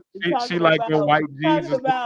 You pull up all these ugly white women that. You pull up all these white Birkenstocks, hacky sack ass white boys. That's what she likes. That's what she told us. She likes them niggas with the fake Rasta locks. Hair smell like 30 years of funk. Shopping at Whole Foods, you know they do. Yeah, they don't. Always got the toes out of shit. Wash their Bottom of their feet black as hell. They wash their hair. They don't use wash rags or none of that shit. They just put they. What about this guy? Dick on the soap. Actually, I think he's half black. Just put dick on soap. That was she like. That was she like. He's okay. She nasty. You like tent? No, because she don't want the clean nigga that look like he washed. No, he's go to a dirty nigga. She gonna be like, oh, that's my baby. He's good. You let Channing Tatum. I'm just not. Like he smell mustard. But I'm just not. I'm not. I just know he washed his jeans in 30 days. He got them Uma jeans. Listen. Listen. Now you know they stand up on their own. You know these guys have stand up pants. You know these guys have the same pair of jeans, but they be having like 30 pair. They be wearing a new pair a day. So no, I ain't mad at it because I got like 50 pair of the same jeans with the same holes in the same spots. I mean, you have to. As a dude, you got limited choices, man. You got limited choices. Because you look good in what you look good in. But what I'm saying is, she like them dirty niggas that it ain't the same. It ain't. I didn't say I like them. The same jeans over and over again. That ride them bikes. She like them courier ass niggas that be riding through the city on them bikes. You never asked what. Like them children friends about them. They just. My God, hang on, this. With a little. And they got the little Padawan bag on. So Brad Pitt, no. Brad Pitt, no. He stinks and he's musty and he doesn't take baths. So. Wait a minute, Joe. Tiz, how the hell are you gonna do that? Brad Pitt, no. You like nasty niggas, yeah. No, Brad Pitt is nasty. Niggas, Joe. Brad Pitt got dirty. Brad Pitt has dirty nails. He don't take baths. He's nasty. Hey, look, man, I'm joking with you. You got to explain yourself that hard. This shit is just funny because it make good songs and it's like it's catchy. Dude, Emmanuel, I couldn't get past Rosie Perez's voice. I think if I were dealing with her, that damn white man can't jump, boy. Oh my God, she couldn't say nothing. Ooh, she ain't gotta say nothing. She could just go, and I'd be, Oh, you talking about Rosie Perez? Yeah. Oh, I thought he meant Rosie O'Donnell because I was about to say Probably. Boy, I thought you was about to say Rosie O'Donnell because I was about to say she went. Oh, that's nasty work. That's nasty work. That is nasty work. Yo, you can't say Rosie O'Donnell. Nobody can say that. Not you. Mark Wahlberg is full of shit. He's not a good actor. Hey man, he fakes it. He worry about his act. He's got a fake righteousness. Yeah, he used to be racist though. Yeah, he was. He got charged on some real shit. Oh, you like them? This is from Boston. Boston is racist. No, what I said was in their face, they're not like the typical white boy, so they look awkward. So I think they're intriguing awkwardly. And I also said I wasn't sexually attracted to them. You nasty. Ooh, Josephine nasty. She like that. No, I don't. Hey, look, not in her everyday life, but them little kinks be coming out. Whoa, look at you. No. Okay, I do have one. And it involves. And it involves Method Man and Redman. Oh, I bet it you like convicts. No, I bet it was when he had his out.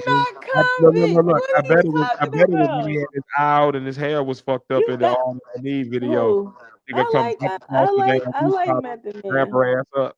Come no, here, actually, when I was like younger, do you know my favorite basketball player was when I was younger? My favorite basketball player when I was younger was B.J. Armstrong. You look like the man boy? Huh? The man boy? Well, I was young. I was a kid. Like, he couldn't even grow a beard. Hey, no, that makes sense. She was a kid. He looked kind of cute. I was young. He looked closer to her age than them old ass cocaine ass niggas. I mean, exactly. I had his jersey and everything. I was rest young. of them he had rooftop, them Sherman Helms and haircut. So I can understand. Okay, this nigga looks young. He got a normal hairline. Yeah, I can see her being drawn to that in the early. That's the second time we mentioned Sherman Hemsley tonight. No. For purposes of drugs. The guys I probably was like dating looked like they had long legs, dark skin, and bald headed, and they drove like Joaquin Woodbine. They either drove Pathfinder. He had no go to.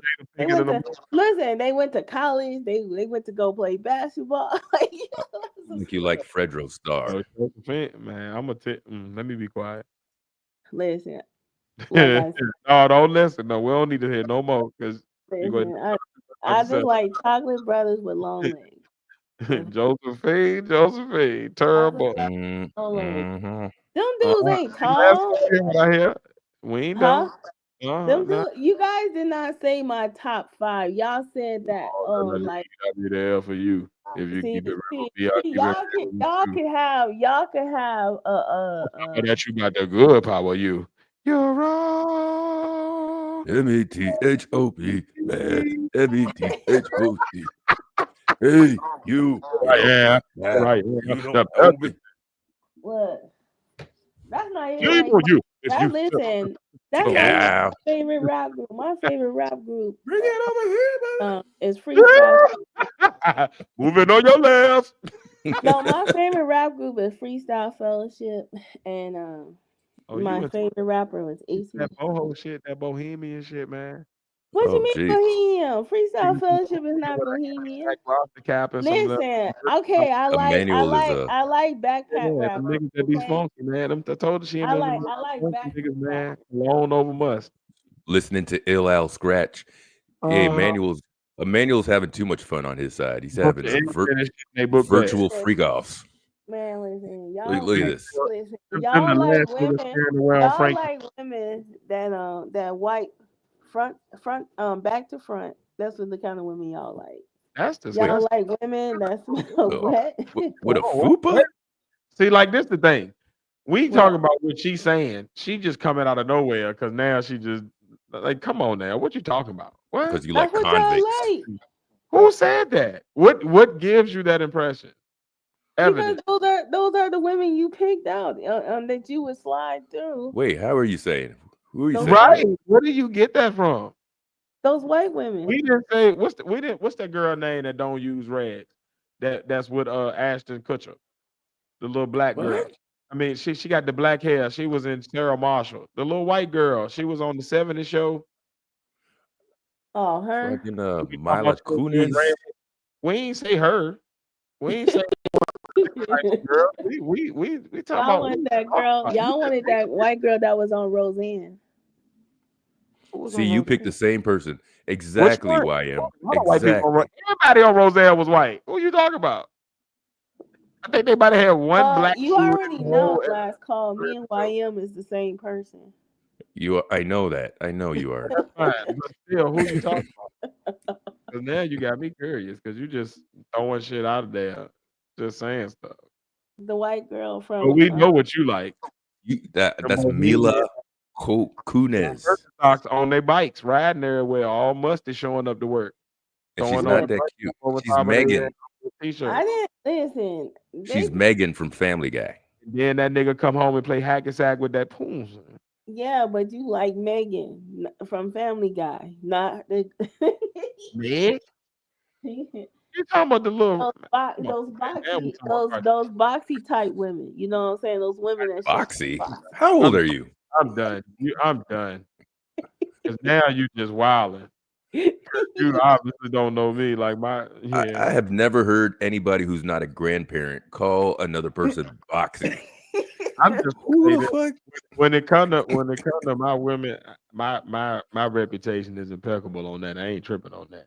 I does pretty well there. You got a reputation. You can say what you want to say about me, but the looks of the woman ain't in question. Now their mental state, we can talk about that. Okay. But the looks, I'm one of them. Women's is crazy. Yeah. Women be shopping. Women be shopping. All right, good. I think that Tiz top 3 was crazy. Yeah, exactly. We learned a lot about Josephine. Man, didn't we? It ain't that I like Bohemian. You said, well, okay, I probably do, but listen, I have never met one that wasn't like bathed and showered. Josephine, answer this. Answer this. Have you ever corresponded with a dude in prison? Oh shit! What? Via letter? Like have pen have a guy in prison ever wrote me? Yo, this is wild. Oh, you already answered. Yup, we did. Listen, don't say no more. No, listen. I have friends that correspond with guys in prison. I bet you do. No, I have friends like female. You like convicts. Birds no, I don't like flock together. Listen, Told you they would shoot Jada Pinkett in a movie. That was she like. No, I like listen, I like the Ray Allen types. I like Ray Allen. I like the big bald head ass niggas. 6'6", bald head, brown skin. I mean, I like it depends on it depends on the mood. Like, like women, we're different. Like you're not different. You're saying the same shit a dude would say, dude. But you never know, because like 10 years ago it was different. You know what I mean? Because 30 years ago, I was like 5'2". Like I was shorter and everything. I was like, I don't know. How much did you grow? 6'3". I'm 5'7". Yeah, you're 5. Brittany Griner. I'm 5'7". But here's the you still little as fuck, so shut up. No, but here's the weird part. Here's the weird part. Y'all like 5'7". Here's the weird part. How did you grow? Here's the weird part. Texas. Yeah. Listen, I was 5'2" until 12th grade. And then I became 5'5", right?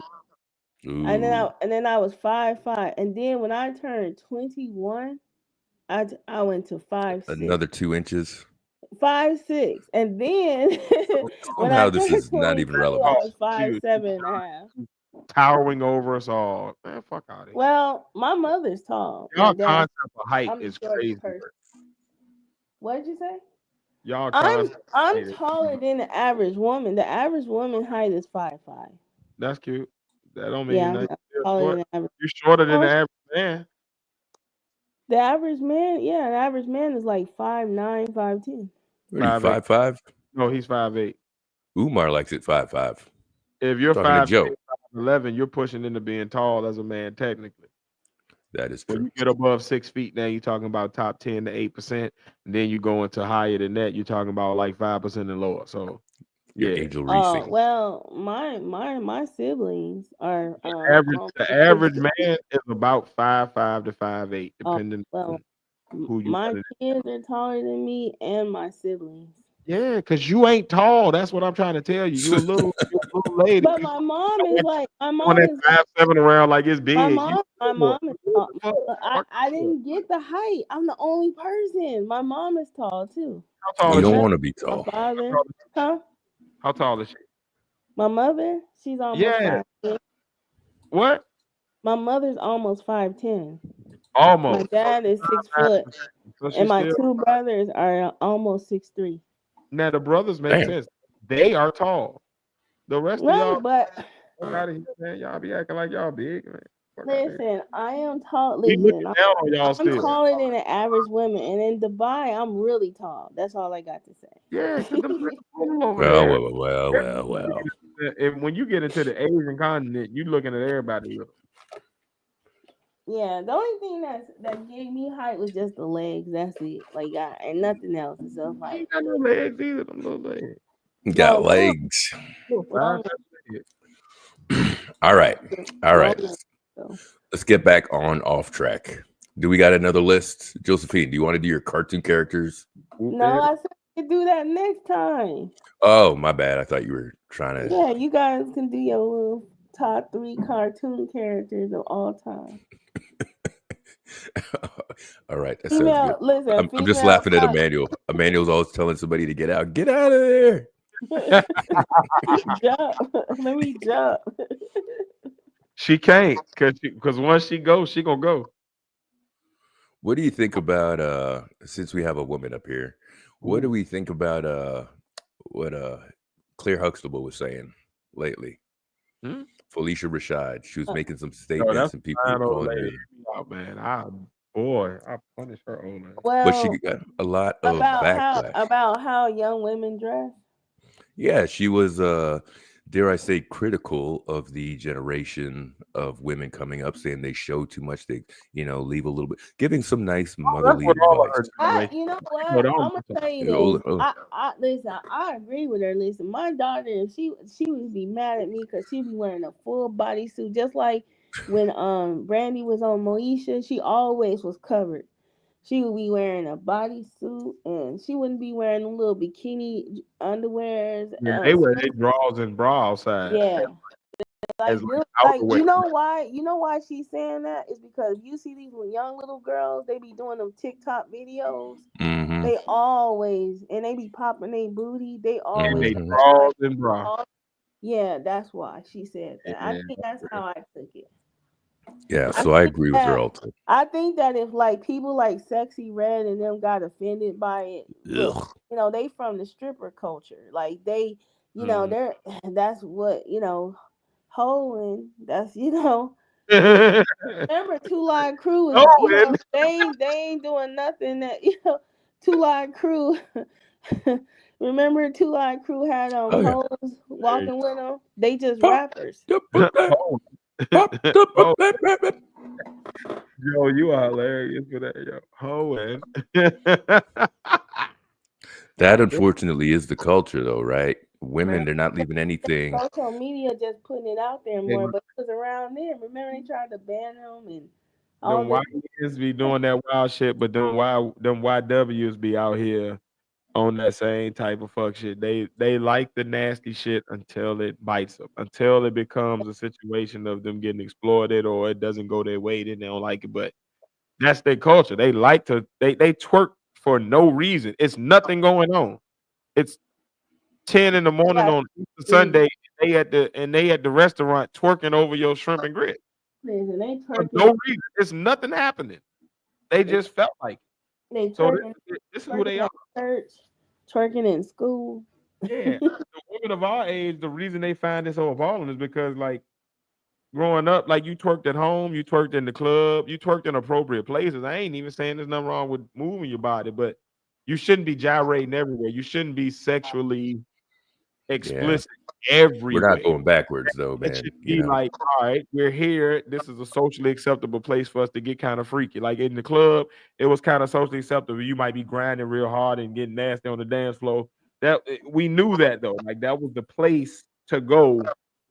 We weren't doing that everywhere in like the middle of the grocery store. Now your boy Kurt Franklin is twerking at church. Man, the men are twerking. What are you talking about? Kurt Franklin was twerking.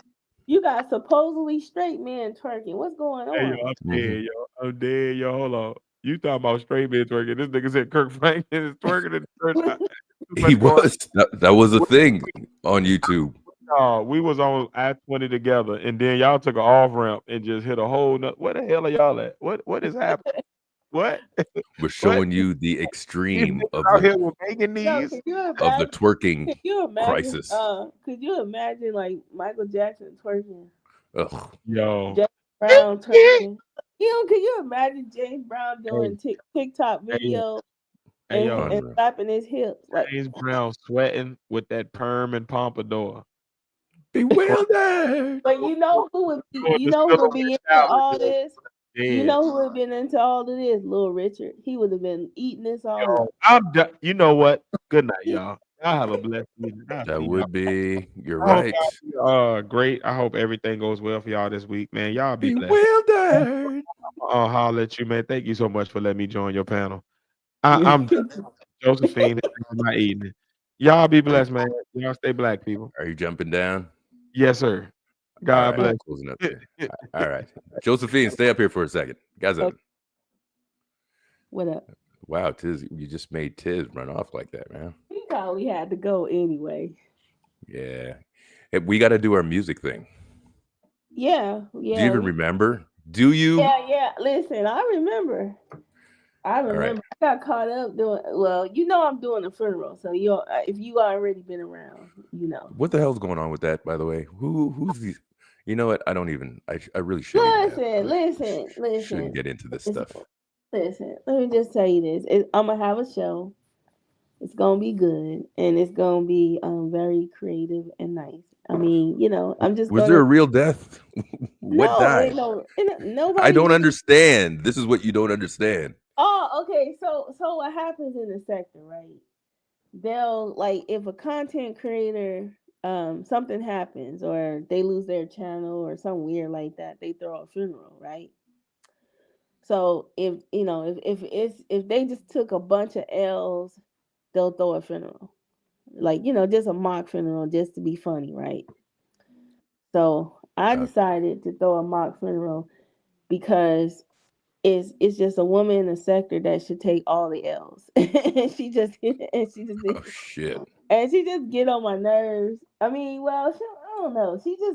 She's annoying. So I just decided for the fun just to throw her a mock funeral, and let a female do it. Because it's when a woman throws a funeral for another woman, it has a little bit. It's different than when a man does it.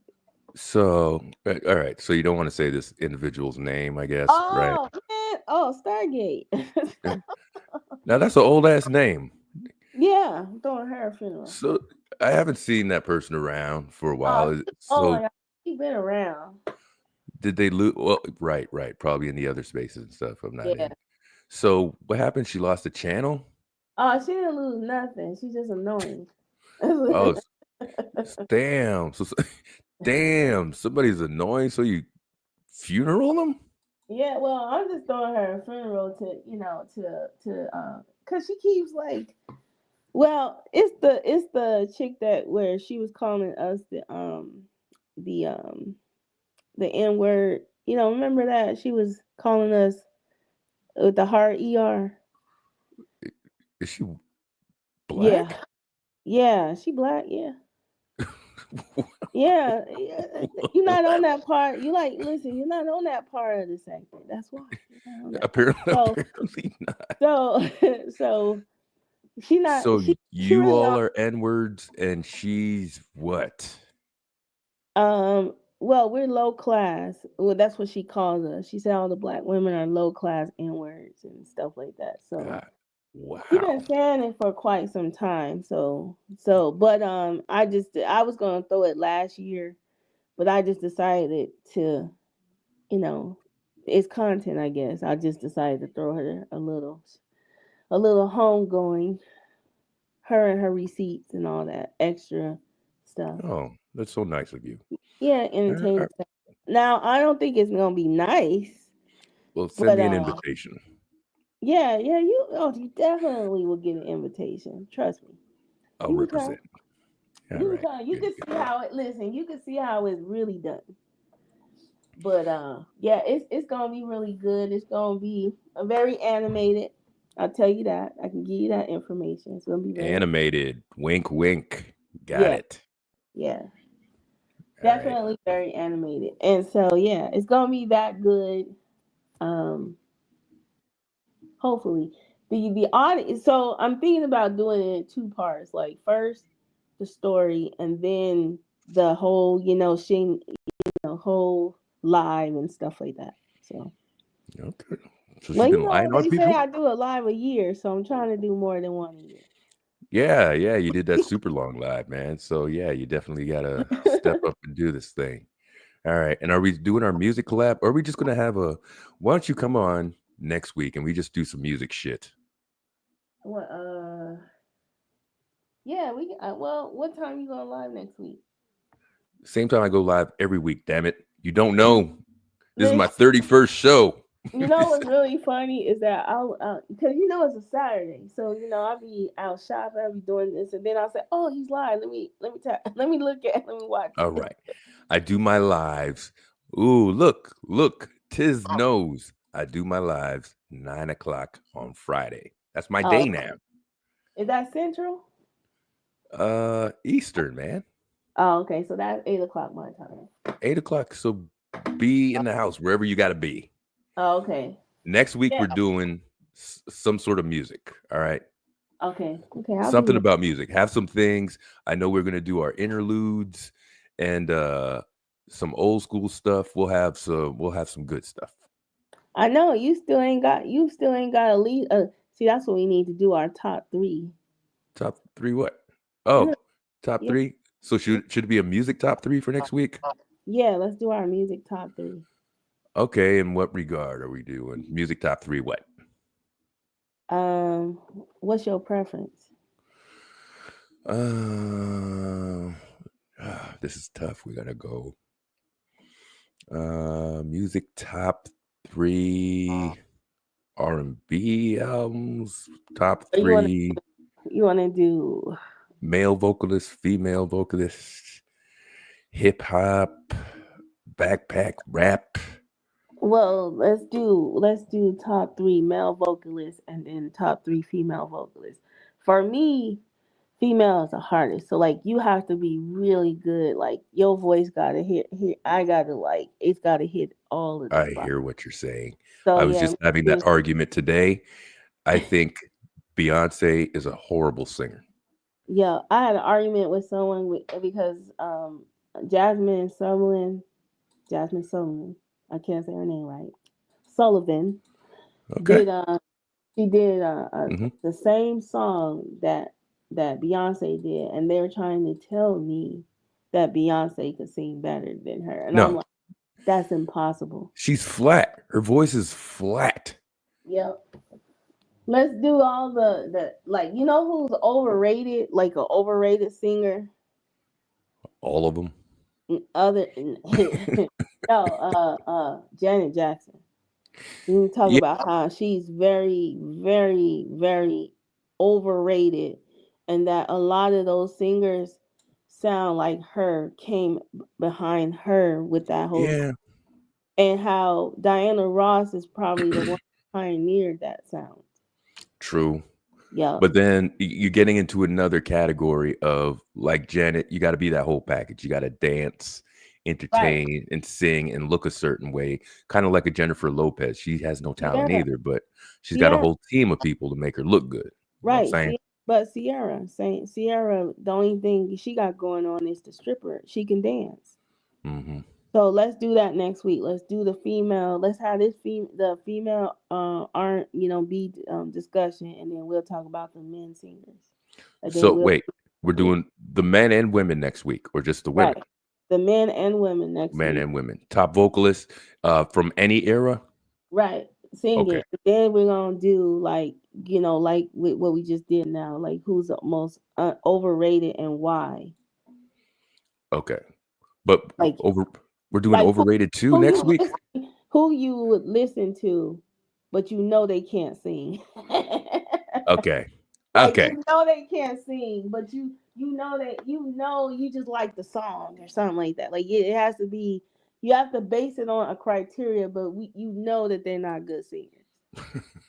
I got you. I got you. All right. You gotta have a song to go. You gotta have you gotta back up your argument. I will. I will. I got it. I got it. Emmanuel's Spice Girls. Do that. Yeah. And we'll get that going. All right. Make sure you're here next week. Don't leave me stranded. No, I will. Cause Friday. No, it's Saturday. No, it's Friday. Okay, yeah. Okay, Friday. It's Friday. I'm sorry, it's Friday. Damn it. It's Friday. Okay, Friday at 8. Okay, I got you. Friday at 8. I'll do it. Tiz, I need you to stand by backup. Listen, listen. Friday at 8. I'll be here. You're 8 o'clock. Okay. Yeah. I'm 8 o'clock. I'm gonna put it on my calendar. I'm gonna do a thing so you press the notice when I put up the thing. Yeah, but see, if you have IG, you always can remind the person. IG, nothing, man. You just need YouTube. Well, okay. Well, I'll be there. Better be. Okay, I will. Listen, I said it. You heard me. Like if something came up, I'll come on and tell you something came up. All right. Okay, but it won't. It's Friday. Mm-hmm. All right. I'm serious. I'll be here. All right. I'll see you on Friday, maybe. No, you'll see me on Friday. Look, you convinced me. I'll be here on Friday. All right. Okay. All right, man. Sounds good. All right. I'm closing up. Good to talk to you, Joe. All right. See you next week. All right. Bye. All right. Bye-bye. All right. Holy show, man. Here we are again, folks. You know what I was going to do? Because Tiz had talked shit.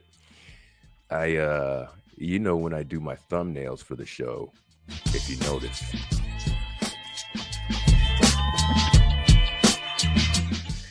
This week I use Tiz called it look like Count Dracula. But what you see in the back over there and what I used for my actual thumbnail was the one and only Percy Sledge. And maybe I'll open up next show with him and some of the music and stuff. But, if you go through some of my thumbnails, I use the old school album covers and I just make my little thing there. And I was on Percy Sledge this week, man. It's funny. He's the one that's known for When a Man Loves a Woman. I'm not going to sing it for you. I don't want to outshine the brother, man. But that's probably the song I like of his the least. I actually like a whole bunch. I'll just play 2 seconds of whatever. This is one of the songs. I remember my parents playing this. Oh, crying out loud. All right. I forget that there's ads.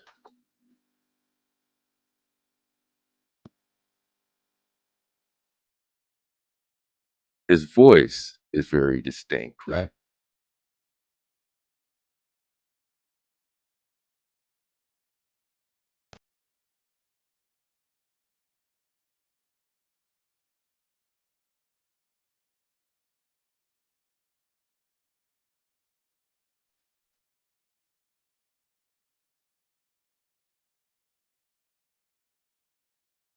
I will, Emmanuel.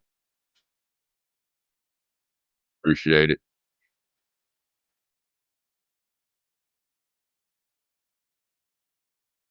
All right, I'm gonna get all sorts of copyright and all that stuff.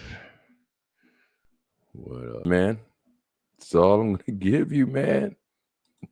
They're gonna be cutting up my account.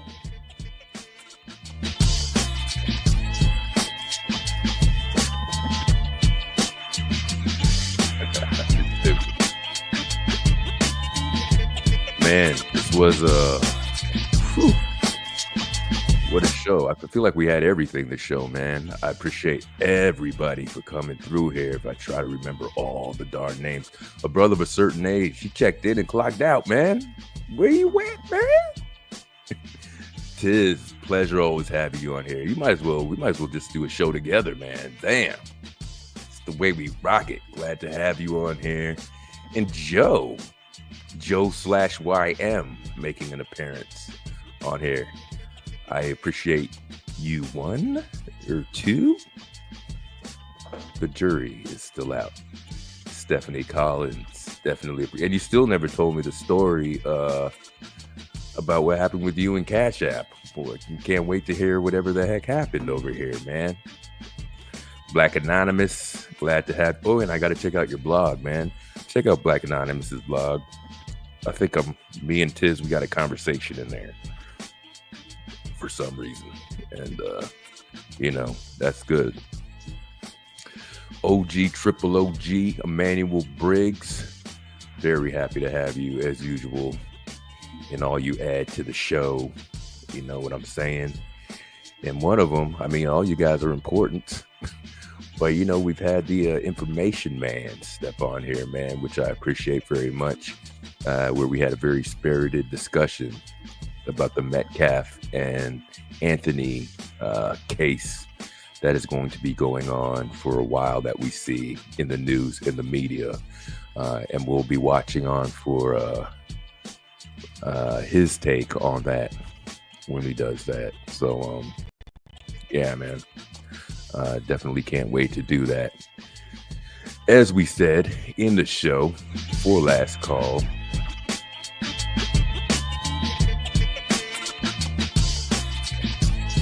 that maybe it is, maybe it isn't. That is the big question.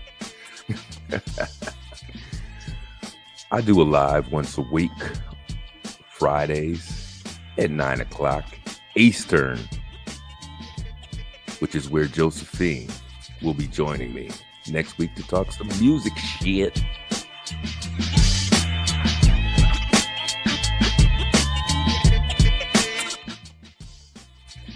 In the meantime, during the week, you can look forward to about a 15-20 minute video. I don't know what it's going to be on this week, but I try to hit it on some current shit, something going on you could hang on to. And in the meantime, you can stay tuned to some of the shorts. In my shorts, I drop, I dig in the crates a little bit. Maybe I'll throw some Percy Sledge in there, or maybe something we can look forward to in our music discussion for next week also. Put Percy Sledge back in rotation.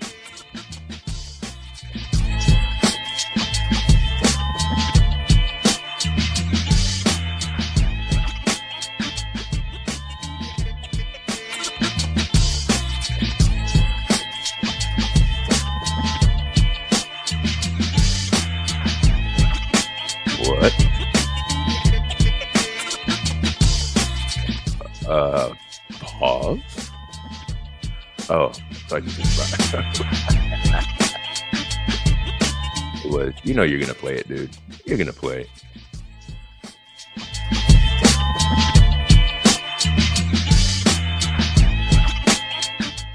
Other than that, folks, very happy to be here, man.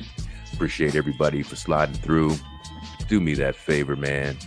Like, share, and subscribe to my little channel. Appreciate you guys being here. Look forward to more. We'll do it again. Keep the good vibes. Be good to each other. And see you next time. Peace. Thank you.